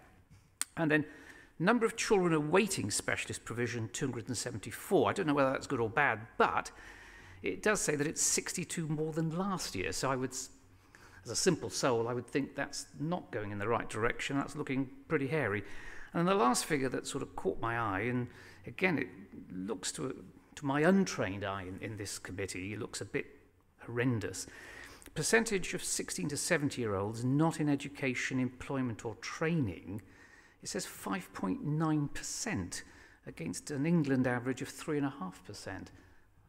Again, there may be reasons, but what are we doing about that, and will that figure also improve? So sorry to throw those things at you, but I'm sort of very new and naive, I'm afraid. Yeah. So I mean, Hannah probably will add to this. So I'll take it in order, John. So the number of needs assessments waiting, so it's gone up in Bristol in the last year, 32%, and it's 11% nationally. The February before we were all re-elected, funding there was a cliff edge of funding. And we had the best part of 1,000 children that had already had their needs assessment and funding had been agreed. There was a panic at that time from schools, parents, everybody probably, because what that means is if you're going to continue with that funding, you have to have a plan. From that point, you had to have had a statutory plan in order to have kept that funding with you. Now, some of those children, it might be 2 or 3 years that they've got the funding agreed for. Some of them, it would have been that school year, or it might have been towards the end of the next school year. So what we had was a huge number of plans come in order that, and probably they did need plans, and they probably, arguably they probably always needed a plan because Bristol was below the national average. That explains hundreds and hundreds and hundreds of children that are there in that back door. That's kind of one of the reasons. But one of the other reasons is the complexities and the needs of children have just gone up, particularly since COVID. And so we've got two groups of children, and this is national and the same in Bristol. So you've got the highest level of needs amongst the primary age children is speech, language and communication, arguably because of the hiatus that was the lockdown. And then for the teenagers, it's the social, emotional and mental health stuff. And what you will see when Vic and as we go through is that actually those are the two areas that the service is orientating itself towards. What was the 20 weeks, right? So since this code has existed from 2014, 20 weeks, that's the legal limit. It's not a target, it's the legal limit, right? What I said earlier, I'm not aware of a local authority. I might be wrong. There might be one or two somewhere. I'm not aware of a local authority that has had 100% on 20 weeks ever since 2014. So that gives us a kind of an estimation of how unrealistic, arguably, that is. Yeah. It has been better than that. And we could put it up. We could chase a target if that's what we wanted to do to improve that percentage. But as Anna said, what that would mean is you'd pick out all the easier ones, because even within this cohort, there are children in there that have more complex needs than others, even though as a cohort they have the most complex needs. So some of those plans we could just put to the front of the queue and make sure, because we've got a target to chase. But what that does is it focuses your resource on those children, as opposed to across the system that enables equity within that. And that is the goal within this administration. Now, there might be those that disagree. We tried, in the previous administration, they used the target model, and it didn't, and it was up and down, back, it didn't work as a system, and it hasn't created a system that has enabled equity within it. So that's kind of what we're aiming for. I agree with you on the 16 and 17-year-olds. Part of that is because we're at the end of the academic year, and children the children that are 16 and 17-year-olds that are not in education or training are the most vulnerable group of children, and for some of them, they would have dropped out because the course might not have been sort of suitable for them, or what things have happened to them. That is monitored not only here, it's monitored at QUIP.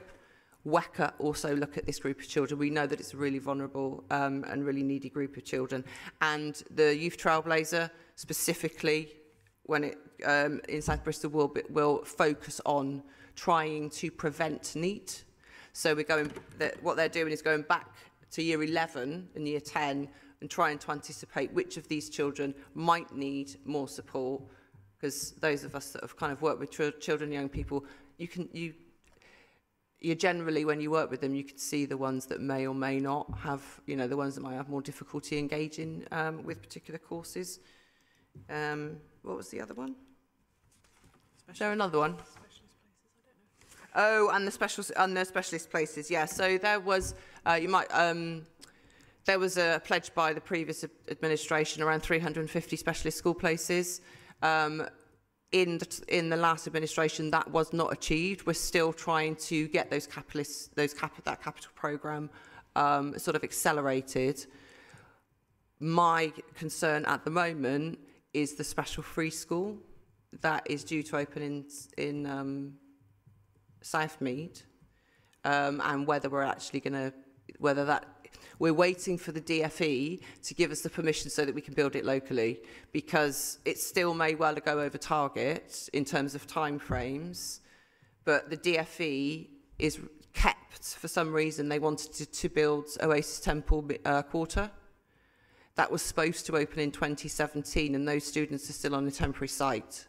And that's why that project for the DFE is one of many, many, many.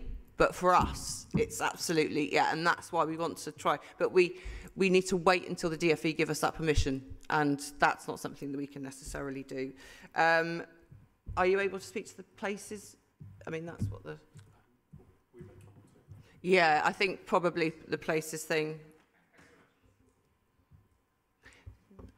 Yeah. Do you want to add anything? No? Okay. Yasin was next. Thank you, Jim. Thank you for your presentation and the data that you showed. But my question is, Hannah, the school attendance, why is our target 95? I know that you put also the nationally, the target will be at the moment 93.3%. And still we are just below the term 4 that you put here. Why we're not aiming like 100% target rather than 95? Thank you. Yeah, I mean, so normally in any normal year, you'd expect about 95% of children to attend. So this is every single day. 100% would be no child missing any school ever because they're sick or poorly, or you know. So on average, you would see 95% attendance of most children pre-COVID. That would have been normal. So that's why 100% is we don't aim for, but we are looking at the moment at wanting to get up, particularly above 90, and stay up above 90. So you can see here we've got we're reporting at 92% overall nationally. It's 93%, I have to say, and I think in the papers I think we've got the figures in terms of secondary and primary. So primary attendance at the moment is 94%. So generally primary age children attend better than secondary age children, and secondary is 90%. So you've got masking of lower secondary attendance data by higher primary attendance data. And then if you look at the special schools, 84%. And generally in the in the data, every time a child misses a lesson, that sets them back in terms of the achievements that and social and safety. So we're trying to push up more children to attend more overall over the whole city, as well as identifying those that are not attending either at all or very much, and focus particularly around them. Does that make sense? And Katja, it's Katja, then Kerry, then Ellie. Oh, right, go ahead, yeah. I just wanted, because Yasin is obviously new and others might not know, that there's a task and finish group looking specifically at attendance, and so we're trying to unpick why Bristol is has been for a long time consistently below the national average, and looking in, sort of digging into some of that data that Hannah mentioned and talking to different stakeholders. It's a really interesting piece of work. Whether we find the magic formula is something else, but just trying to understand it more, I think, is key. Katja? I know what you're going to say. You were talking about the top-up fund and that came to an end in February 25, but it was agreed in March 24 that the top-up fund would end. So that's almost a year before that we knew that top-up fund would end. And as far as I know, the safety valve was also agreed at the same time, wasn't it? In March 24. I couldn't say this because I wasn't involved in the safety valve, but I think that it would have been a condition of the signing. The safety valve, and that safety valve brought extra money in, from what I understand, to help speed up the processes of the EHCPs. No, the safety valve allowed this authority to bid into a capital fund. So this authority asked for 25 million, it was awarded 13. And the safety valve is about pegging down the deficit. There's no more revenue that comes with safety valve, and there's no more capital now. Because the other thing, so we knew this in advance. Now, the thing is, we've seen these figures for quite a long time, for almost a year now since I've been on this particular committee meeting. And I was prepared to, I was definitely accepting that this is the reason why, because of this top-up fund, because of the way this huge new amount of children needing an EHCP or requesting an EHCP. But it's going on for about a year, and I also agree probably the 20 weeks is quite tight. So I don't, as you said, I don't think many people, any authority gets 100%, but they do the average. I think the national average was just over 50% get 20 weeks. Now, bearing in mind that I'm not expecting us to be up there at 20 weeks or 100% or even at 50%, but to go down to 3%, and then it's not even that the average for the amount of time a child has to wait is maybe 30 weeks, okay, 25 weeks, 30 weeks, we could accept that, but it's 40 and sometimes even 50 weeks, which is like almost a whole year. And the idea that you do the easy ones first and don't do the easy ones first because then you can keep the numbers up, I'm not sure I'm really... we're talking about children missing school at the same time.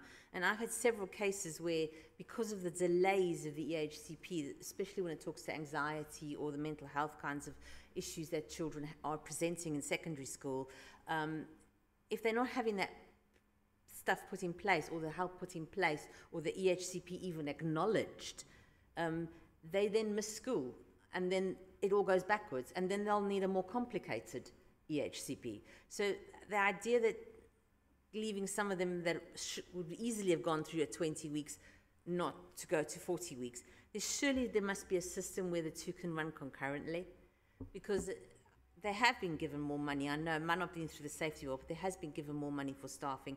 And like I said, right at the beginning, I would have gone, okay, it needs to kick in. You know, the staffing needs to kick in, you need to recruit, you need to do all these things. But it's been almost a year now, or maybe even over a year, that we've had this 1%, 2%, 3%. And like I said, if it was just 1% of 20 weeks, but most of them go through at 29 weeks, I would have gone, okay. But they're going through it 40 weeks and 50 weeks. And that's the other, that's the one thing, that's the thing I'm just questioning, because I'm also questioning why the two aren't going concurrently. There's the quicker ones and the slower ones. I'm not really understanding what's a more complex one and what isn't. Well, some children will need health input, some won't. So there's a minimum of a school report, ed psych and the family. Those are the three that you would need as a minimum. Some of those children will also need social care. Some of them might need paediatricians. Some of them might need speech and language. Some of them might need specific health, other even more minute health kind of inputs. So that's what I would suggest is the difference between a very even within this cohort, some will have other and differing needs that are more complex. Within this group, you will have, particularly our children in care, we will prioritise those. So that is a group that we will prioritise with it, because those children need to go through. So I think what I would say, Katya, to the response to the timelines is 9 million was taken out of the budget. The top-up fund, schools were told top-up funding is finished and that's it. There were no mitigations put in there. It wasn't, there was no anticipation at that time of the impact of removing 9 million from the special educational needs top-up funding and how the sector and parents and families would respond to that. And that's what we're seeing. It's over 2 years. 24, 20, March 25, it's more than a year ago. Yes, right. So when we were re-elected, you'd passed a budget that had no mitigations within it to account for the need for additional SEND capacity and educational psychology. Now that's been put in with the new budget that we passed. So that's why we have now the capacity to be able to deal with this, because we've transferred those funding into educational psychology and into the SEND team capacity to deal with the mitigation that should have been there when the decision was taken, but there wasn't any mitigation.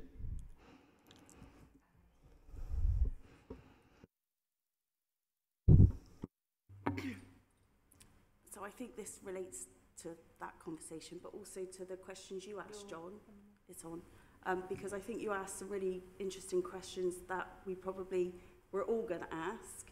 So I want to give some background and some statistics that I've been looking into over the years and that have been brought up in this committee and the previous People's Scrutiny Committee.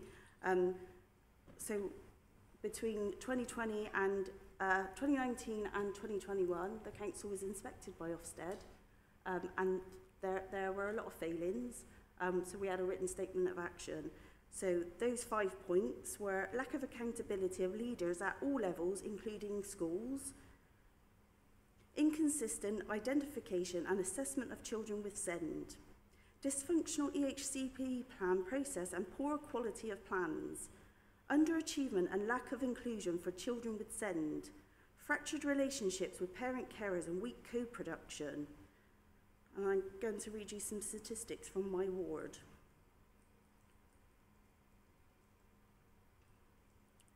66.7 per 1,000 children in Hartcliffe and Witherwood have education, health and care plans. The Bristol average is just 30.5% per 1,000. 60.0 per 1,000 children are known to social services, double the city average of 28.1.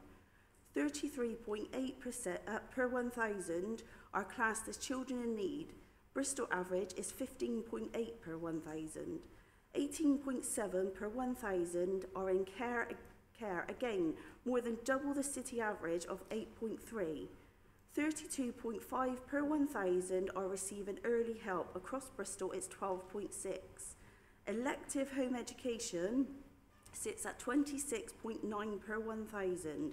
This isn't a lifestyle choice. It's families left with no alternative when schools fail to support their children because the Bristol average is 13.3 per 1,000. You know, that is absolutely shocking. And those statistics are taken from the Quality of Life survey from March this year. You know, and so how are we improving as a council? How are we improving the lives of children from Hartcliffe and Withywood?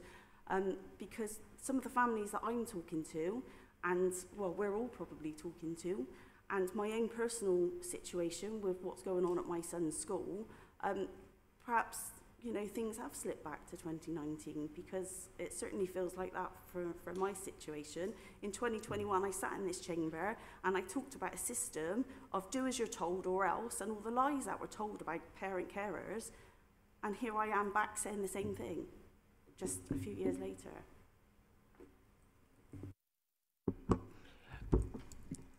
I mean, what you're describing is outlined in the Sutton Trust. The Sutton Trust was a period of 20 years that the Sutton Trust looked at. This is generational underinvestment in particular areas of Bristol. But do you, yeah? Yeah, I understand that. I understand that, but as a parent carer that's been in this system for quite a while, and that, you know, I've been involved in all the campaigns and, you know, all the complaints that were made to Ofsted from you know, all of the parent carers, all of them. You know, it wasn't just a small group of us, it was a large group of us. And, you know, things have slipped backwards, and some of the behaviour of staff, you know, I've got a statement in for full council which outlines our situation very briefly, and I've got some really interesting questions because, you know, as the written statement of action said, you know, parent carers, they felt blamed and retaliated against, and I'm pretty certain that's how I feel right now. And I'm sure that the families that some of us have been talking to feel the same. Well, I think Vic probably will be able to speak to the work that's been done with the parent carers to address specifically what was going on in 2019, and we've come out of the written statement of action. That's something that's happened this year that has been reassessed, and it's been considered to be that we don't need the written statement of action anymore. That's a matter of opinion, isn't it? Well, both of those things were a matter of opinion, wasn't it? Well, what is it, Kerry? What is it you're asking for? Because we've got, I mean, of course, there are areas of Bristol that have had generational, decade on decade on decade of lack of investment, lack of interest, lack of any kind of attention, lack of opportunity for young people, for children and young people. The youth zone is in there for young people. Any targeted work is going into South Bristol because there is a recognition that that's where it's needed to be. The trailblazer, the choice specifically was in relation to Hartcliffe as a result of some of the things that you've outlined. Where there are opportunities, the focus will be on those children that are most disadvantaged and most vulnerable. We are where we are. I can't get more money and more professionals. Between 2022 and 2024, things did improve slightly with EHCPs and, you know, finalising plans, and there was some improvement, but the current statistics... I don't disagree with that, but what you're looking at is percentages. You're looking at percentages, and percentages are whatever the number is, aren't they? What Hannah was referring to was the productivity within the team. How many are we finalising in a month? The educational psychology team this month have finalised the highest number of the last 2 years. That's what's happened as a result of the investment in the educational psychology team. I don't dispute what you're saying, Kerry, but the investment went in the budget that was passed that you chose not to vote for. The investment was in there. We invested 1.9 million into children's social care with 36 full-time staff members. Vic will be able to explain to you how much the teams have expanded as a result of the investment. But you spend the budget that you're given, and then you work through as to where you're going to put those investments and find where the money is going to have to come from, because you spend what you get. We can't spend more than the national government gives us. Please tell the national government, feed into the spending review, because this area of education hasn't been invested in properly since 2014. I would agree with that, but Labour have only just been in government just over a year. You know, which is the amount of time the Green administration has been in.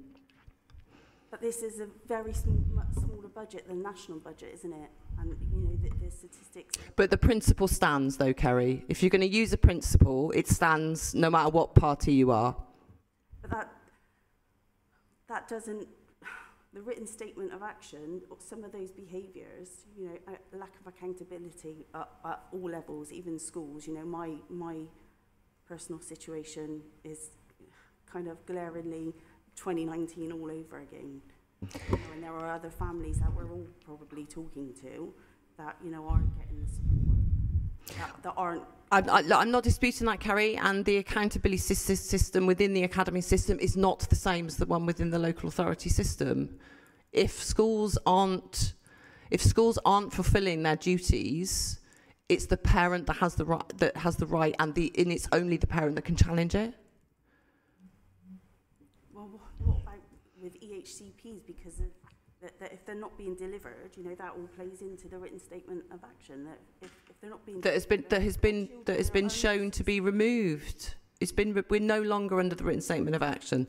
Susan. Sorry. Yeah, I'm just, you know, ingesting all the numbers and stuff that Kara's given to us. And I know there's, for us, as people working with people in the community, one of the things I want to talk about is a concern that I have around correlation. Now, my maths isn't brilliant, I've got to be honest with you, but it's about the number of children that are still waiting for the EHCPs, and then that correlation of the amount of children who aren't attending school with the amount of children that are doing elective home education. And my concern is that there is this, especially with kids dropping off in term 4, there's a higher percentage of kids dropping off. And I'm wondering if that is within the secondary education, because young people coming towards GCSEs and stuff like that, with mental health, with issues with EHCPs or no EHC, waiting for EHP, that now are feeling that they've been failed in terms of being able to come in and sit an exam.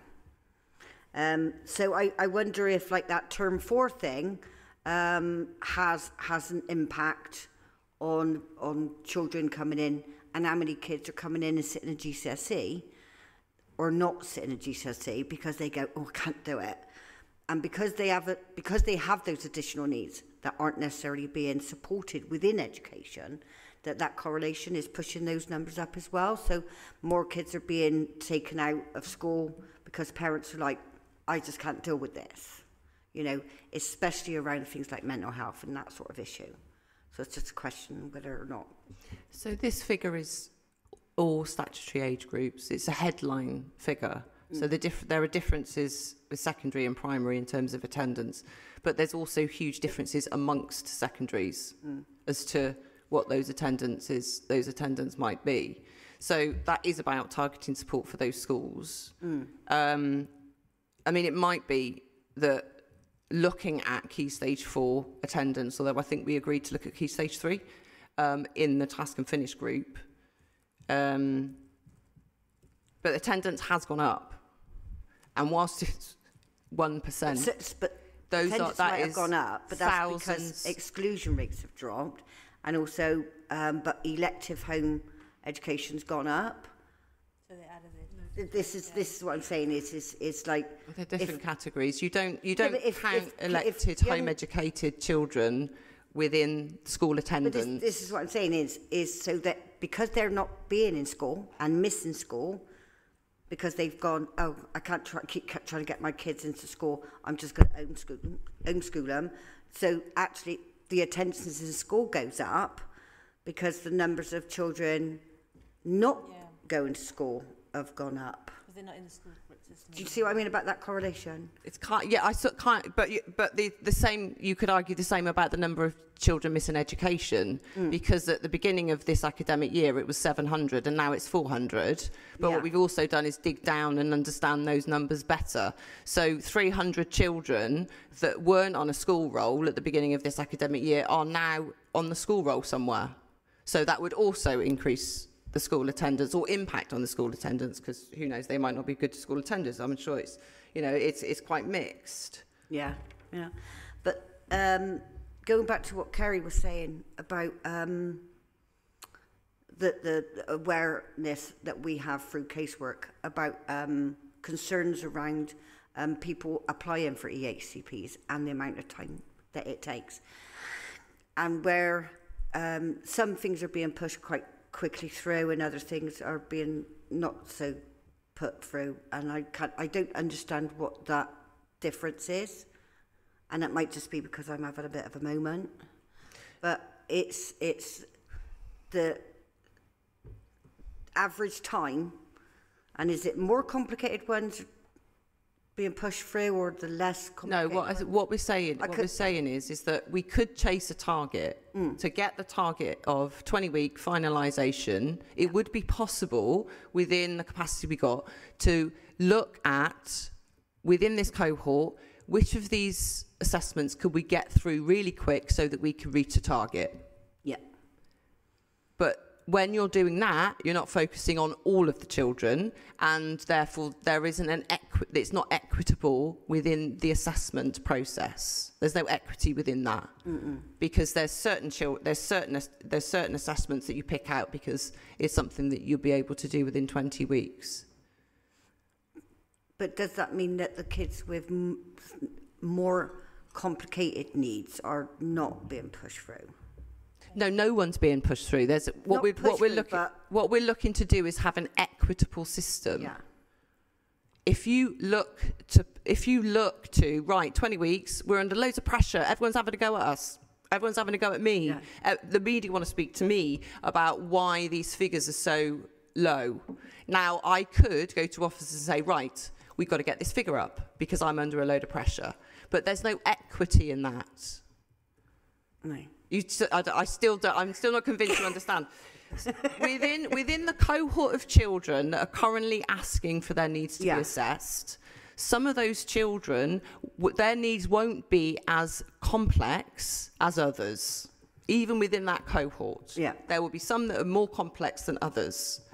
So if I was to say, I want you officers to get this 20% target up because I'm under pressure, I'm getting it from the media and I'm getting it from committee members, and people are asking me why the number's so low, that could happen, but I know that what we're doing is picking out the easier ones, the less complex ones, and the ones that have only just come in.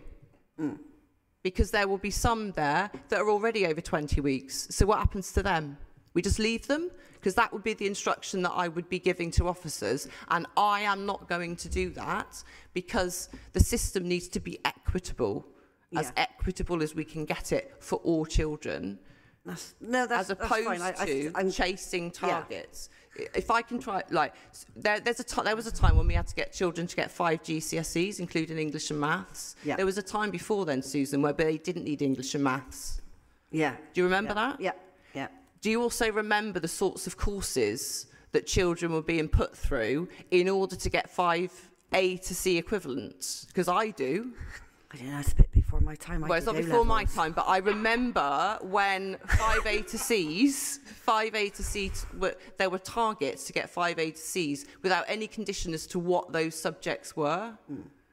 And whilst you might get, that child's got 5 A to C equivalents, whether that is actually in any way meaningful for them wasn't the important thing. What was important was that the school got the target that they were being measured on, as opposed to what's best for these children for when they're in school.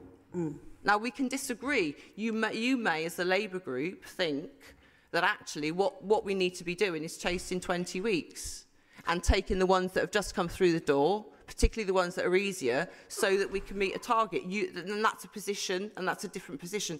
I don't hold that position because I'm interested in equity across that group of children. Yeah. Mine isn't so much about Labour group. Obviously, I kind of push that, but I'm actually thinking in terms of the children, in terms of what are we doing enough by our children, in all aspects, in all schools, all settings. We're doing. That's where I'm coming from. We're doing the best what we can with what we've got. Yeah. What we're given. Yeah. But it was just about where that balance is for me. I wasn't quite sure if we were making sure that we're working with the more complex ones at the same time as working with the easier ones, and not that it wasn't being sort of like. Yeah, that's the approach, which explains the figures. That's what I'm asking, and you've kind of answered that, so it's kind of cool. Right, Shona, and then should we move on? I was just going to say, Vic's been looking like he's been dying to answer this, so I don't know whether he can shed any more light on this. Thank you. I'll try and pick up a few of the points if helpful. So I think firstly, when we look at so there is a bit of a confusion sometimes between 20-week timeliness, as it's described, and productivity of the service, and we sometimes have to kind of separate the two. So, for example, in 2023, the service's average monthly number of completed education, health and care plans was 68. That was the average over the year when you divide up the total published versus, and that's back in 2023. In the same year, there were 99 requests coming in. So you've already got a gap between the number of requests coming in and the number that the service was then completing. That dropped in 2024 further to 65. So the number of completed dropped to 65 and rose to 134 a month coming in, which we think was predominantly when top-up was withdrawn. So whilst the southwest of England experienced an average rise of 16% education, health and care plans, Bristol achieved was at 32%. So we were rising at a rate much greater than the southwest, and the national average was 12% basically for 2024. So with 134 coming in 2024 and the service completing 65 per month, that's where predominantly that backlog has grown. Now, a number of those, you'll always have a number of children that are in assessment within the 20-week timeliness, but within that, that's where the backlog grew. So whilst the percentage gives you a bit of an idea of the number of plans, what it doesn't really tell you is the way that cohort has grown and where the requests have been coming in faster than they've been being completed. So what I'll talk through a bit about what we've done that is in the paper in the next item. But from January to May of this year, we've seen an average of about 130 requests coming in, which is similar to what we saw in 2024. That's a combination of rising demand, probably schools that would have otherwise used that top-up funding but are now seeking a statutory support instead of non-statutory support. So demand has kind of been at a similar level to what we've seen in 2024. However, what the service has done is our productivity has risen on average from January to May to 88 EHCPs being completed per month, and that's rising. So in May, the service achieved 95 education, health and care plans, and in June, it's anticipated it will rise to 112. So that's where the investment that we're putting in is starting to see that improvement. And there'll be months where that dips, sickness and absence. A lot of this is built on the hard work of our staff, but particularly we're seeing a trend that's improving, I suppose. We're also very dependent on educational psychologists. You'll know there's challenges around recruitment and training of educational psychologists. So again, in 2023, the number of assessments that EPs were completing was 68 against that 99 that were coming in through the door. In 2024, that rose a little bit to 77. And then in 2025, so January to May now, that's risen to 100, which is the first time it's hit that average in a very long time. And in May alone, we hit the highest of any month for education psychologists, where they were able to produce 152 advices for children. So we're starting to see that number get above the number that are coming in. So this is predominantly around productivity, and I think, as Councillor Townsend said, you can achieve a high percentage of, or a good percentage of 20-week assessments being done on time, but that doesn't necessarily tell you whether all residents are getting a good outcome. National average in 2023 was 50.3% nationally, so half of families were getting assessments on time. That dropped in 2024 to 46.4%. So the national trend is dropping. So whilst there are some authorities that are performing better than that, overall, all authorities are struggling, and we're still seeing that larger rise. I can talk more about what we have done in terms of the investment. I think particularly where we've done a significant amount of recruitment. We did a big restructure of the service, which finished in February, and that's where the recruitment has been coming in, the investment in education psychology. And I think what I would say, without going into too much detail of all the different statistics, is that the work we've been doing is strategic in that we've restructured the service to be able to support the level of demand we're seeing. The key piece for us is productivity and seeing the number of plans being produced, being greater than the number coming in. That's key, almost more so than 20-week performance, because otherwise, the number waiting just carries on growing. I think the second thing I'd say is the action we've taken has been very intentional. We brought our strategy here in January, and that's what we've been working to. Intentional, I mean, what I mean by that is where we have put investment, we've seen an improvement in performance in our service. So we can almost track on an outcomes base where funding's going in and where that's improving outcomes. So our aim is to get closer to 170 plans by the end of the year, out the door with that number kind of obviously 130 at the moment is the average we're seeing come in, so we'll start to see the backlog drop. But again, this is all based on a number of assumptions.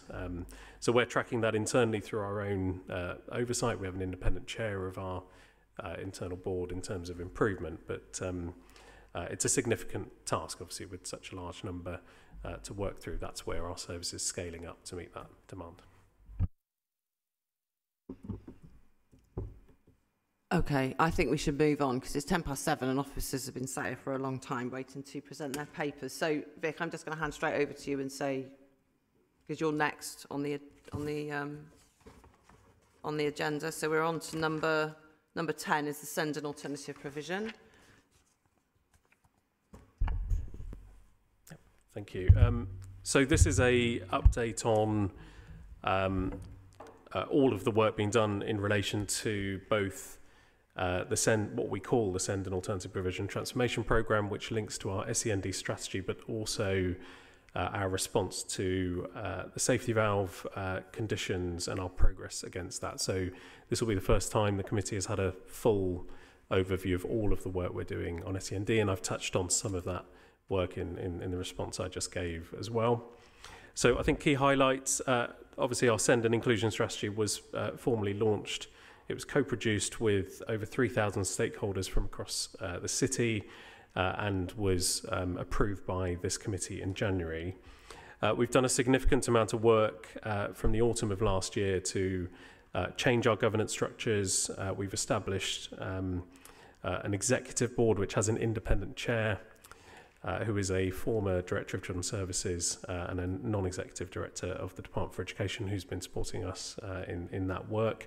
It's attended by schools and local area partners, and we have a number of subgroups which are co-chaired by schools and colleagues from across our education system.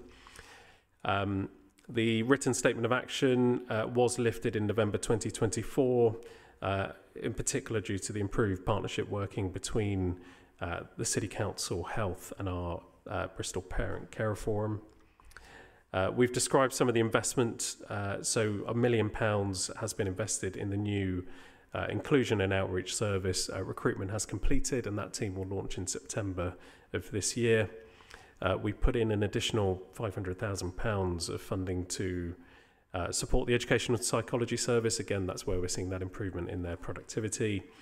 And we have a planned investment of specialist provision, part of which is linked to the Trim Valley Free School, which is currently held up, I think, in the DFE in terms of that decision, which we're hoping to hear back from soon. And then a significant amount of recruitment in our service as well. I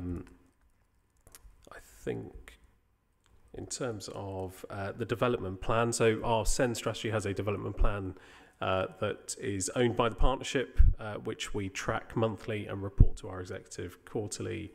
There's been some really positive progress. It's only been in place since the strategy was launched in January, but we have closed 19 of the actions as complete, and then 13% of the actions are embedded and will be moved to complete once we've validated all the evidence that comes with that. So really good progress from our team.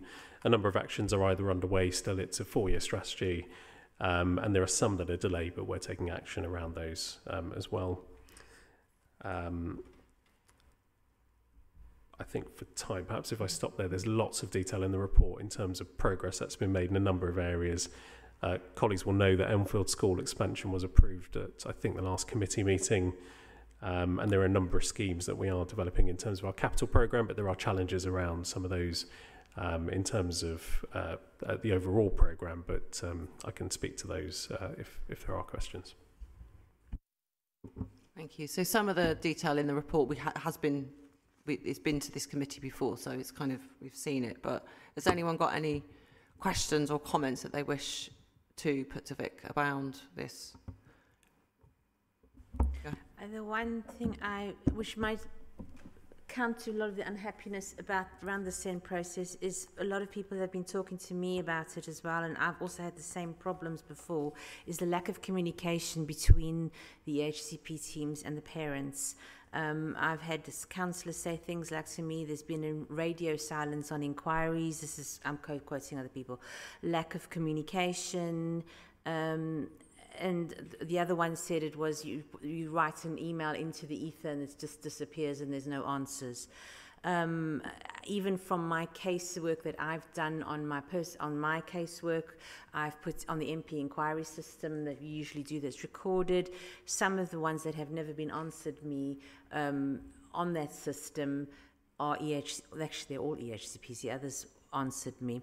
I've managed to get some answers because I happen to sit in the committee and I can ask you directly, so we've got some movement on them, but it's still quite difficult to accept. If you're going to do something that's so difficult and you have these numbers and you're explaining to parents, you need to get parents on board and you need to have a communication with them so that they know something's happening.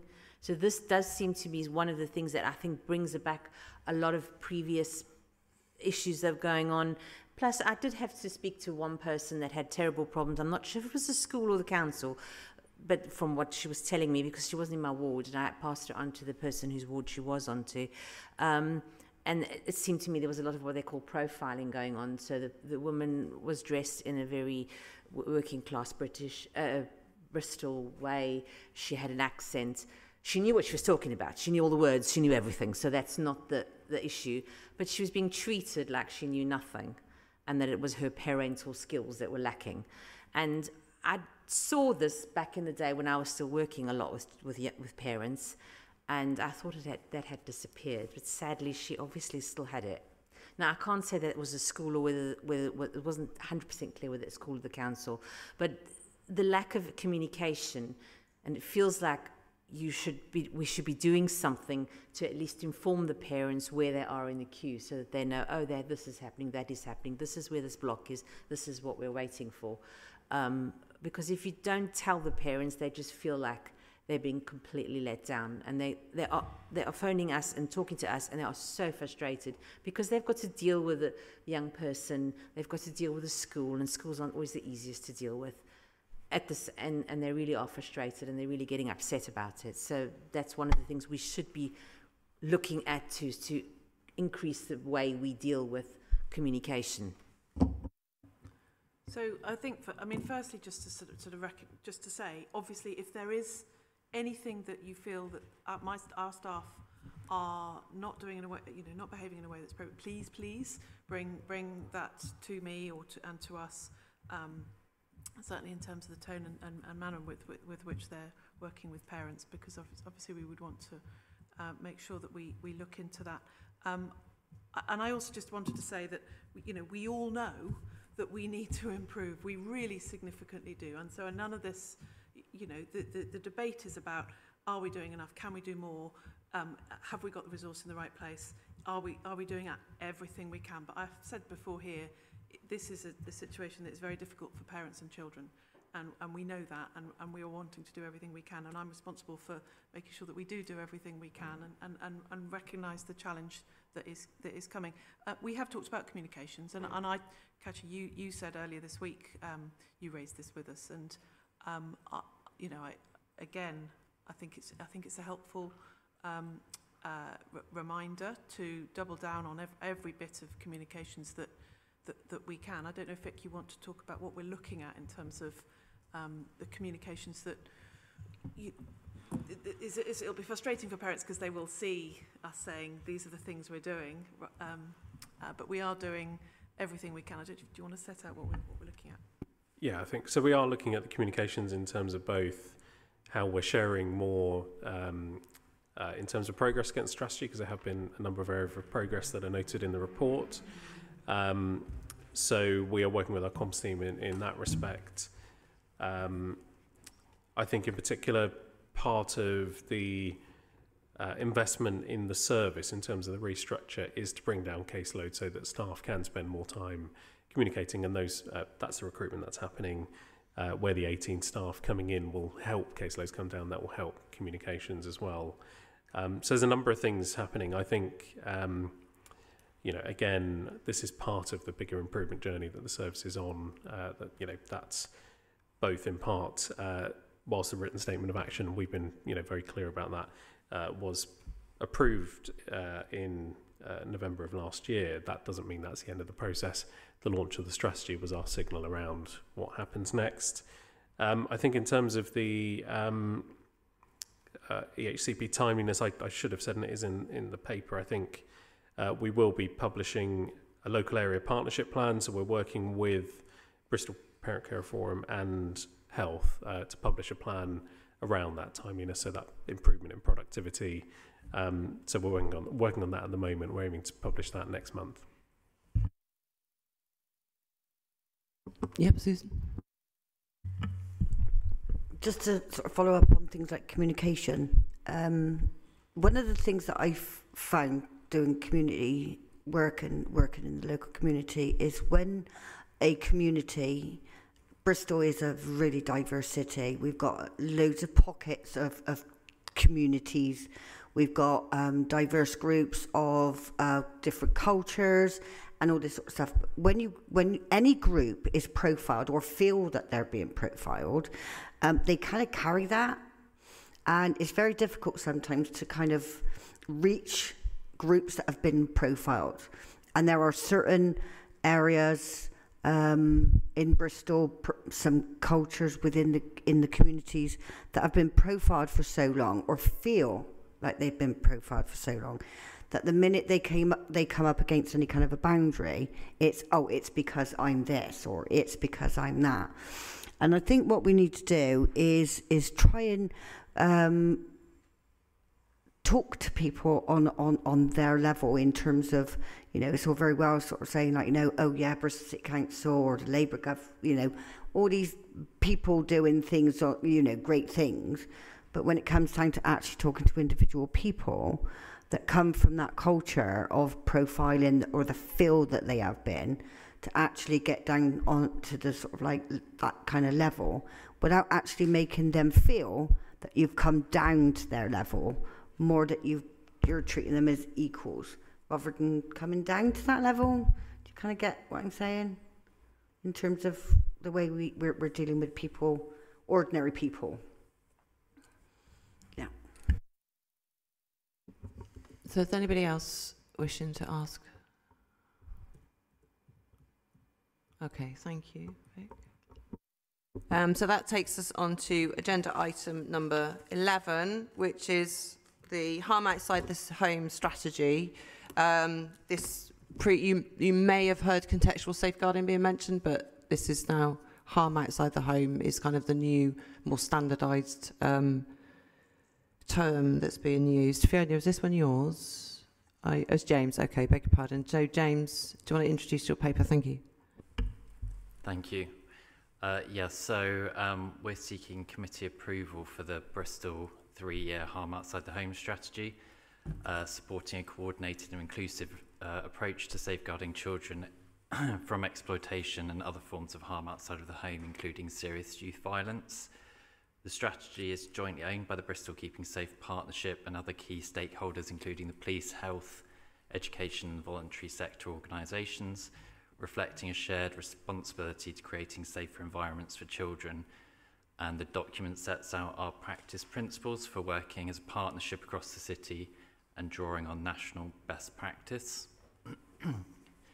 The purpose of the strategy is to strengthen our safeguarding approaches, including contextual safeguarding through an enhanced dedicated team within Children's Services, which is positioned alongside the front door and the Youth Justice Service, linking with developments in our partnership model. Anti-racism is embedded throughout the strategy. It commits to identifying and challenging racial disparities, ensuring culturally responsive approaches and centering the voices of Black and global majority children and families. And this strategy promotes a more inclusive, age-appropriate model of transitional safeguarding up to the age of 25, recognising the evolving risks faced by young adults. To realise our vision, we must move beyond rigid structures and improve this strategy to enable more flexible, preventative and relationship-based support that helps young people achieve their aspirations.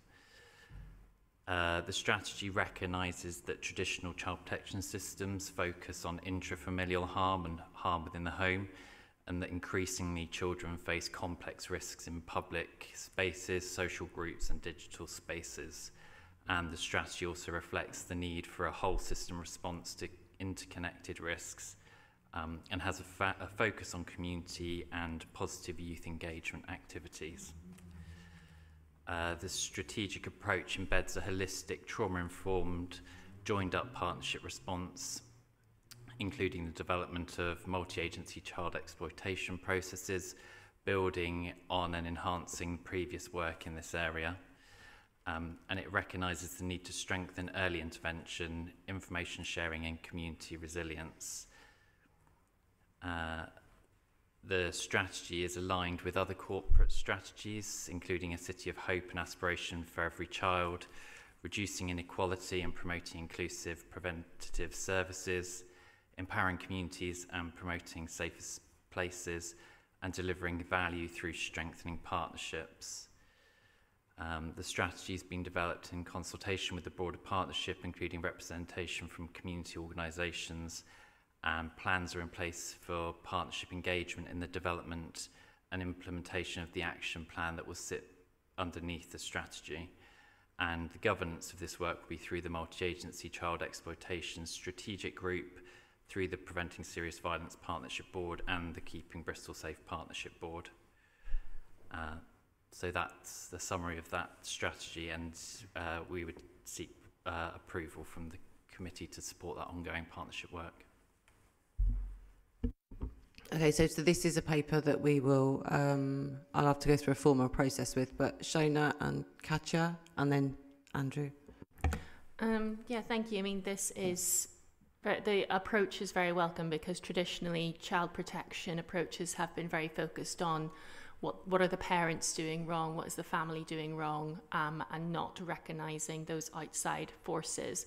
So the shift in approach is really welcome, because it recognises the things that are outside the control of the family home.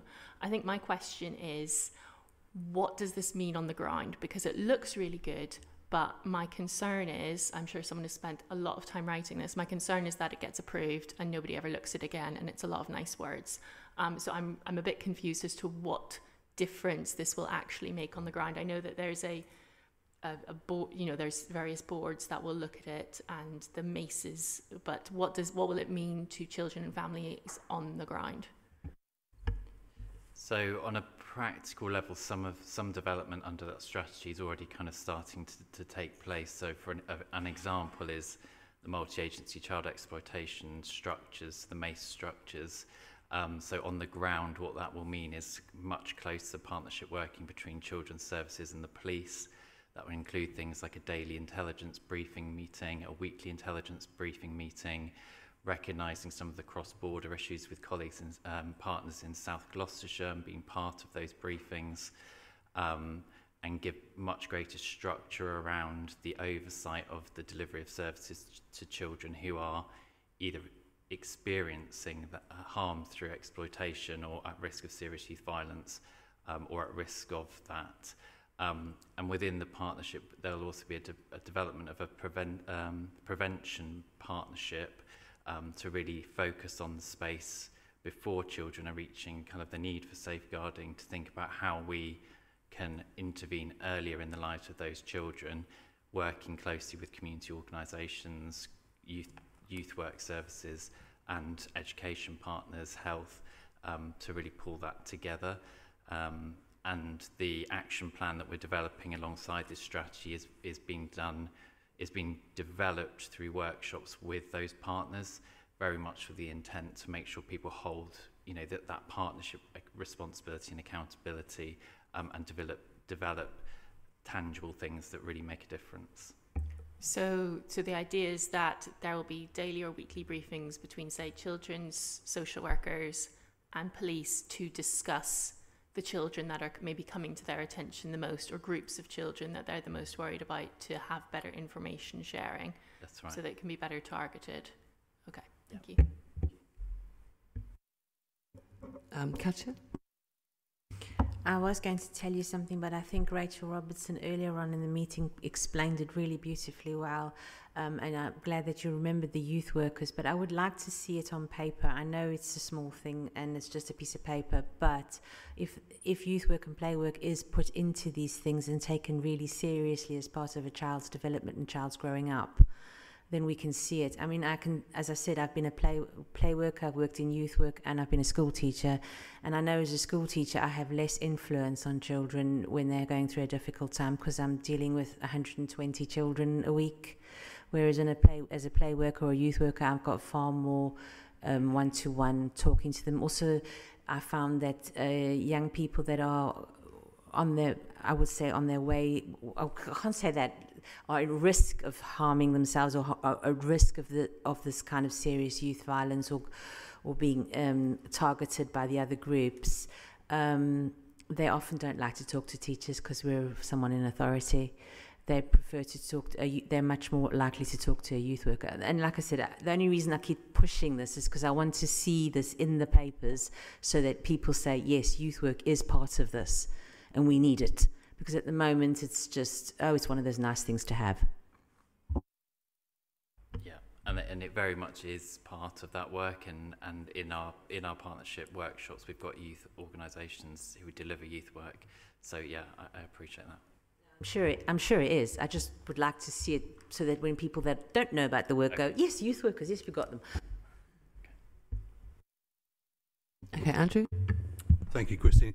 Thanks, James. Just a quick question about funding. Just wondering if funding is dedicated for this, for the implementation of this strategy, or whether you're going to get funding from multiple different avenues. So there is dedicated funding through the Violence Reduction Partnership, which that funding forms part of our Violence Reduction Unit, and that funding supports the kind of partnership arm of that team that we developed within Children's Services and some of those commission services that we do through that, such as youth work mentoring through that. And other funding is through Children's Social Care and that investment, so additional funding in positions within Children's Services to bolster our kind of capacity to respond in that space. Kerry and then Ellie. Oh, sorry, Fiona. No, add. No, I was only going to add that we've been to committee before about the additional 1.8, nearly 1.9 million into children's care practitioners. So some of that investment has gone into the specialist team to support, to add additional workers into that team. Kerry. As I said earlier, I've been a youth worker, I've been a detached youth worker, so some of the kids that might be described as hard to reach, they're not hard to reach. They might be hard to find in the community, but sometimes it's about how we interact with them, knowing where to find them, knowing what their issues are, building that relationship with them, because once you've built that relationship, they're not hard to reach. They really aren't, and they do engage really well with us. Not all the time, but that, you know, I don't think there's been ever a cohort that said absolutely we do not want youth workers anywhere near us. You know, all of the groups of young people that I've worked with in my own ward, they do want that interaction, and for years and years and years they had nothing. So and also the way other services interact with those young people. You know, I've been in situations in our local supermarket, in the local park, where the police don't always behave the way they should do. I can remember an occasion where we were providing youth services in our local park, and something happened, you know, at Imperial shopping centre, and the police were looking for that individual. That was nothing to do with us, nothing to do with the children that we were working with, but the police were circling the park, intimidating us. You know, we as adults, we were quite scared. I can't even begin to imagine how those kids felt, but not once did the police come over and talk to us. You know, we had our logos on, our uniform, so to speak, on. So that was really inappropriate. And on other occasions, you know, we're trying to lead kids away from the supermarket where there's ASB, and the police turn up and all hell breaks loose and, you know, everyone's filming it and, you know, we're trying to calm the situation, and it's that lack of communication between services because, you know, quite often as we're starting or ending our shift, you've got another youth team starting or ending their shift and there's no handover of any sort. So we might say to those young people, you know, we're not going to give you sweets and chocolate at Morrison's because you're causing antisocial behaviour. If you come down to the park with us, we'll do some activities, we'll give you what you want there. And then another youth team will turn up and say, here you go kids, have what you want, there you go. So there's that lack of communication. So how can all of these services work together to keep children safe outside the home if nobody talks to each other and, you know, all of these services that are there to protect children aren't working together? Yeah, I think it's a really complex area of work and coordination. I think what the strategy does is kind of sets some really key principles around our approach to, you know, and that's a multi-agency approach to supporting children across the board. And I'm not saying that people will get it right straight away, but I think it's a good starting point to try to embed those trauma-informed kind of principles into how we approach children and young people. So, I was just going to come in on just both questions. In terms of the board, I think, as James said, what we want to make sure is that, as you say, Shona, we want the strategy to translate into action. Obviously, James said it already is and has through certainly you've heard the development of an adolescent unit, the development of an extra familial harm team who are in place now. And doing that work right now. So in a sense, some of this is already happening. At the Preventing Serious Violence Board, which is a partnership board, every time we meet, which we meet once a month, we have police and schools and youth work and community voice representatives around the table and the public health team, community safety team. We look at data on knife crime incidents across Bristol, the most up-to-date data. We look at data from the hospital admissions around knife crime admissions as well, because the two don't always tell reported, and hospitals sometimes tell different pictures. We look at the research from the university. There's a specific piece of work around national research, what should we be doing. We also look at we also hear every time from young people across the city, and we are trying to be balanced about different parts of the city, different voices about their experience, their hopes, their aspirations, their fears. So we are trying through that board not just to implement the strategy, which, as I say, is about communities' voice, early intervention, including schools and youth workers, as well as trying to sort of recalibrate what we're hearing now, so that we can continue to sort of shift our focus as we're hearing different things happening. It's worth saying Mark Renakers came to this committee before Christmas to talk about this, and it might be that we invite the police back. Just Councillor Bell's just hearing to talk a bit about neighbourhood policing, serious youth violence, and how we're working together around. I'm sure they'd be happy to come back. We've got a new Bristol commander about to start in post, so I'm sure he'd be very happy to come if that would be useful. And I think just coming back to the Rachel conversation, bringing the youth sector together around this work is, they are at the front line of delivering a lot of the work that with communities, and we've seen that. And we've already said today that one of the things we want to do is to bring that together much more through our work this year. Thank you. Ellie, did you? I'm going to keep it very brief. It was just about the report, really. Just to say, I really like the fact that you've put in definitions and you've brought out some of the quotes from young people as well. I think that's something that often is missed from strategies, is sort of thinking about who's actually reading this, who might not be the experts and professionals. So thank you for going that extra mile. It's appreciated. Shona? Yeah, sorry. Just one follow-up question in terms of where this work will be focused. Is there going to be a focus on neighbourhoods that maybe are particularly badly hit by serious youth violence or knife crime? Because certainly like our area of Lawrence Hill has had quite a few incidents that people are really scared about, while I imagine that some of the posher bits of the city, maybe doesn't crop up as often. So is there going to be that focus on the areas that need it more. Yeah, so within the new team, one of the additional posts we're getting is a data analyst to help us to understand better or in more intelligence way which parts of the city we need to focus on. We know some of those from kind of incidents that have happened, and we put targeted work in those areas. But once we've got that analyst in post, we should be able to see that better across the city and really focus. And Yasin. Thank you, Chair. Thank you for your presentation, and I welcome your proposal. But what I'm going to add is we need reality check, as you mentioned now, this early warning, early intervention, because if we have like multi-agency working properly, then we can achieve what we're looking for. And at the moment, what I can see is what we're missing the point is that there is no work with the multi-agency, including schools, police, local authorities. So we make sure these proposals be included, working properly, multi-agency work teams. Thank you. Yeah, thank you. Yeah, I mean, absolutely, I agree. The multi-agency and prevention space is really key in that, and something that will be captured in the action plan.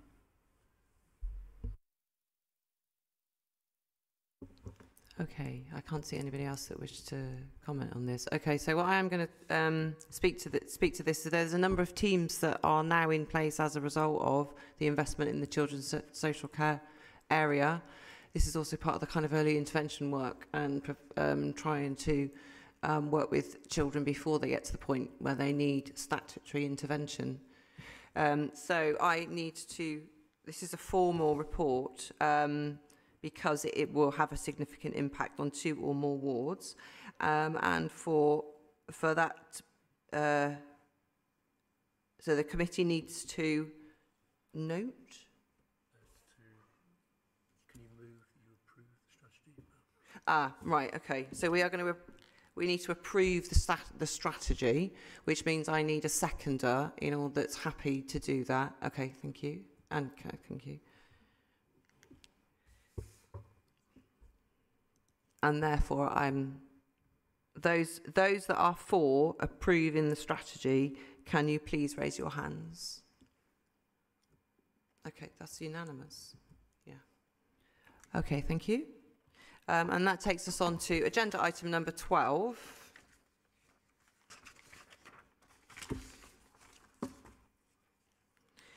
Which is the Childcare Development and Sustainability Service. Otherwise known as BAND? BAND's the provider. Okay, that's how I know. Okay, thank you. So, so this also seeks approval. It's a key decision because it involves spending over £500,000, and it will impact on every ward because it's about childcare. So this is the preschool age service that speaks to the statutory role the local authority has with that. And I hand over to Alex. Hiya. So this is the paper asking for authorisation to re-procure the Childcare Development and Sustainability Service, which is currently delivered by BAND. This is a key part of supporting Bristol's statutory duty under the Childcare Act to ensure there is sufficient childcare for working parents of children under 14 and disabled children under 18. It's looking at delivery through kind of 4 key components. One is looking at sufficiency, so ensuring that there are enough places where parents, carers and children need them in the neighbourhoods that need them, and that meet the needs of young people.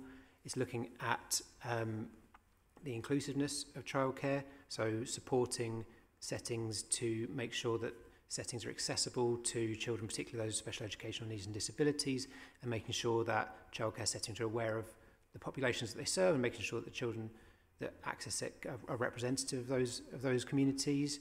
It's looking at quality improvement, so kind of supporting childcare providers, particularly to meet Ofsted registration requirements and to improve kind of quality of practice, and also looking at sustainability, so making sure that providers in a financially challenging climate are able to survive and continue delivering childcare. Bristol is one of the few local authorities that commissions this service out. This has predominantly been because of significant expertise in the local market. Not a lot of areas have providers of the size, for example, of bands that work and have the kind of expertise in providing sustainability. We've gone to childcare settings and asked them if they were happy to continue with that model. There was general enthusiasm for delivery of kind of continuing to commission out rather than bringing it in as a local authority delivered model.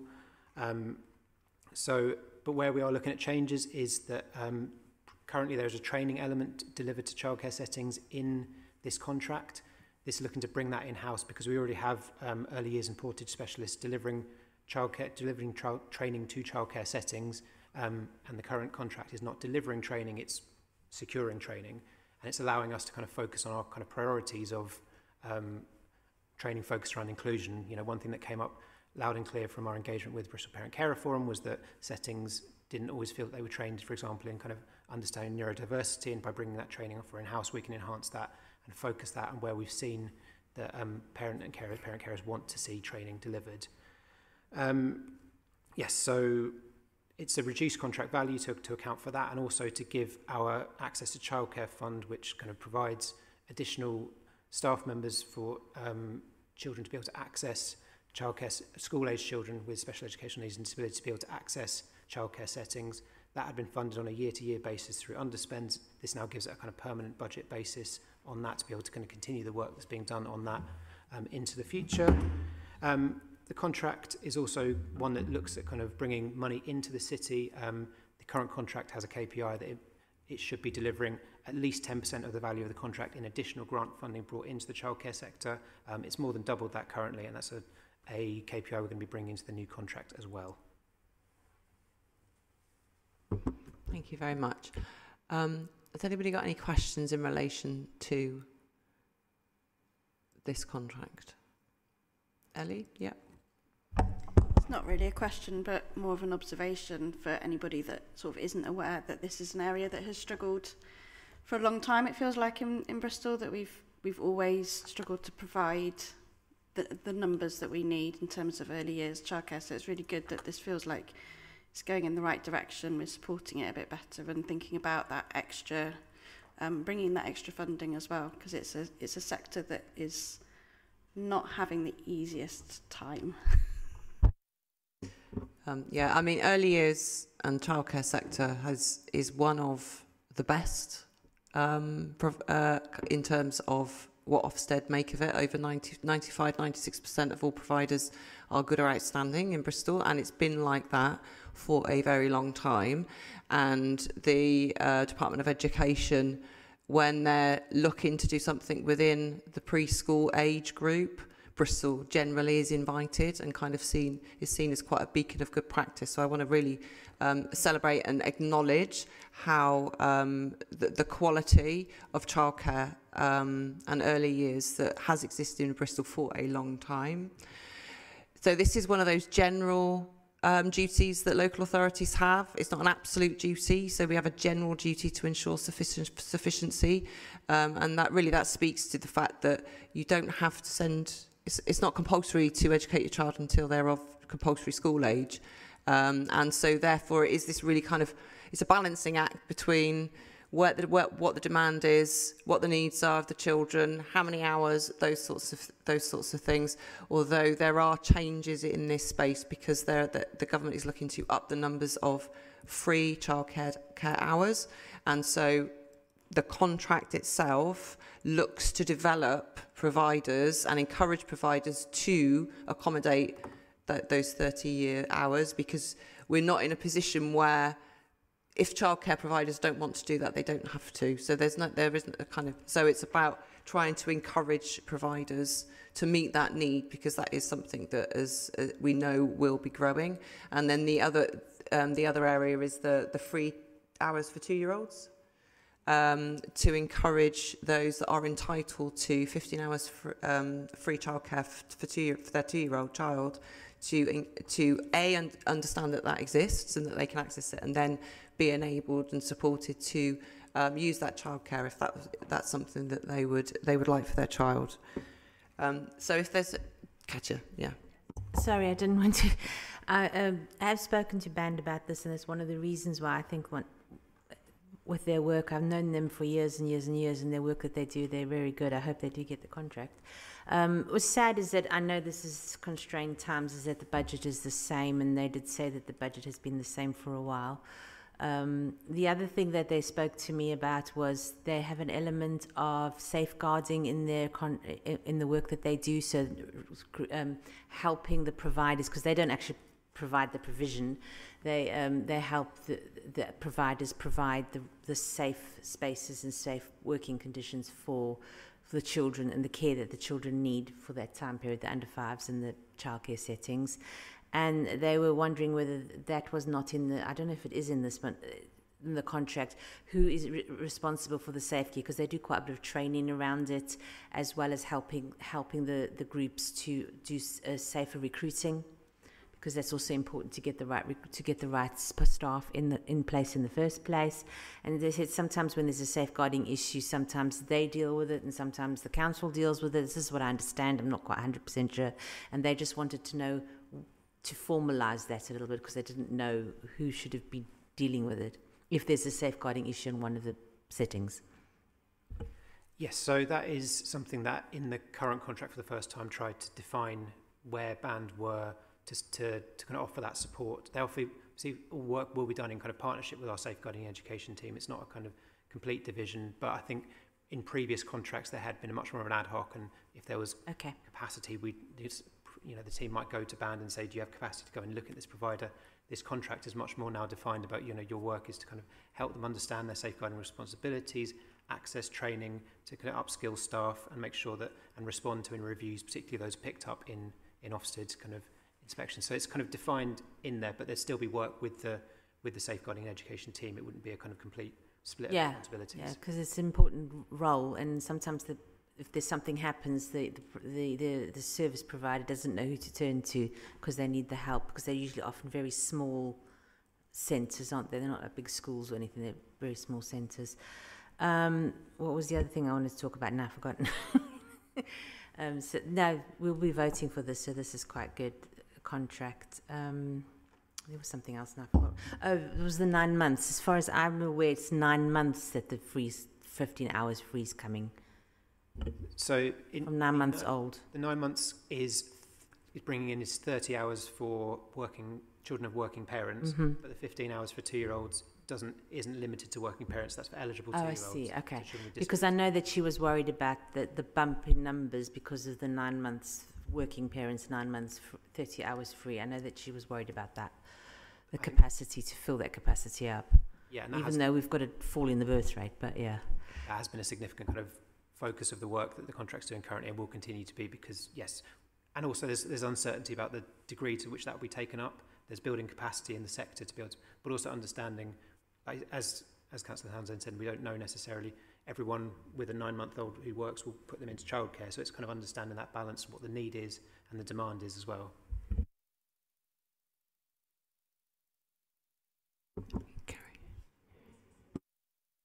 Does this include things like childminders? Because it talks about childcare settings, but some parents might use a combination of childminders and childcare, and they're quite different things.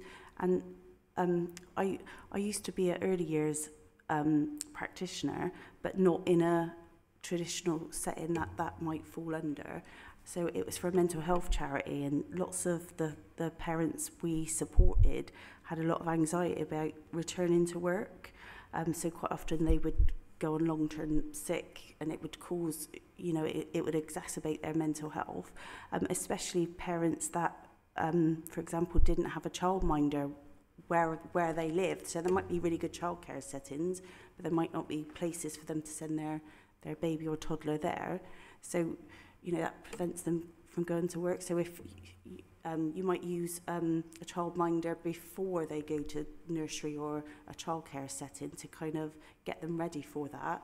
And, we the service that I worked for, we know that we really did prepare some of those babies and toddlers to go out into these settings. So, yeah, I just wanted to know about childminders, really. Yeah, of course. So childminding contributes to Bristol's kind of statutory duty to secure sufficient childcare, and childminding counts within that. childminding is not within the scope of this contract. That's kind of supported by our in-house teams. And that was part of the reason we went to the sector and said, does this make sense to have childcare over here, childminding over here? But I think proposing whether there would be a unified childcare sufficiency team. But I think because of what was kind of came out from the sector was because of the significant market expertise, particularly in supporting sustainability and kind of the financial challenges that childcare settings have as a bespoke entity with their own challenges, that they wanted that independent commissioned organisation. But there's a lot of close working between our early years team for the childminding element and the childcare team, and crossover between the two. That I think, BAND has supported a number of childminders who wanted to move into setting up their own kind of non-domestic childcare to be able to do that and take those first steps into that. So there's a lot of overlap, but childminding sits outside the scope of this contract. Okay, so I need to read out the formal wording.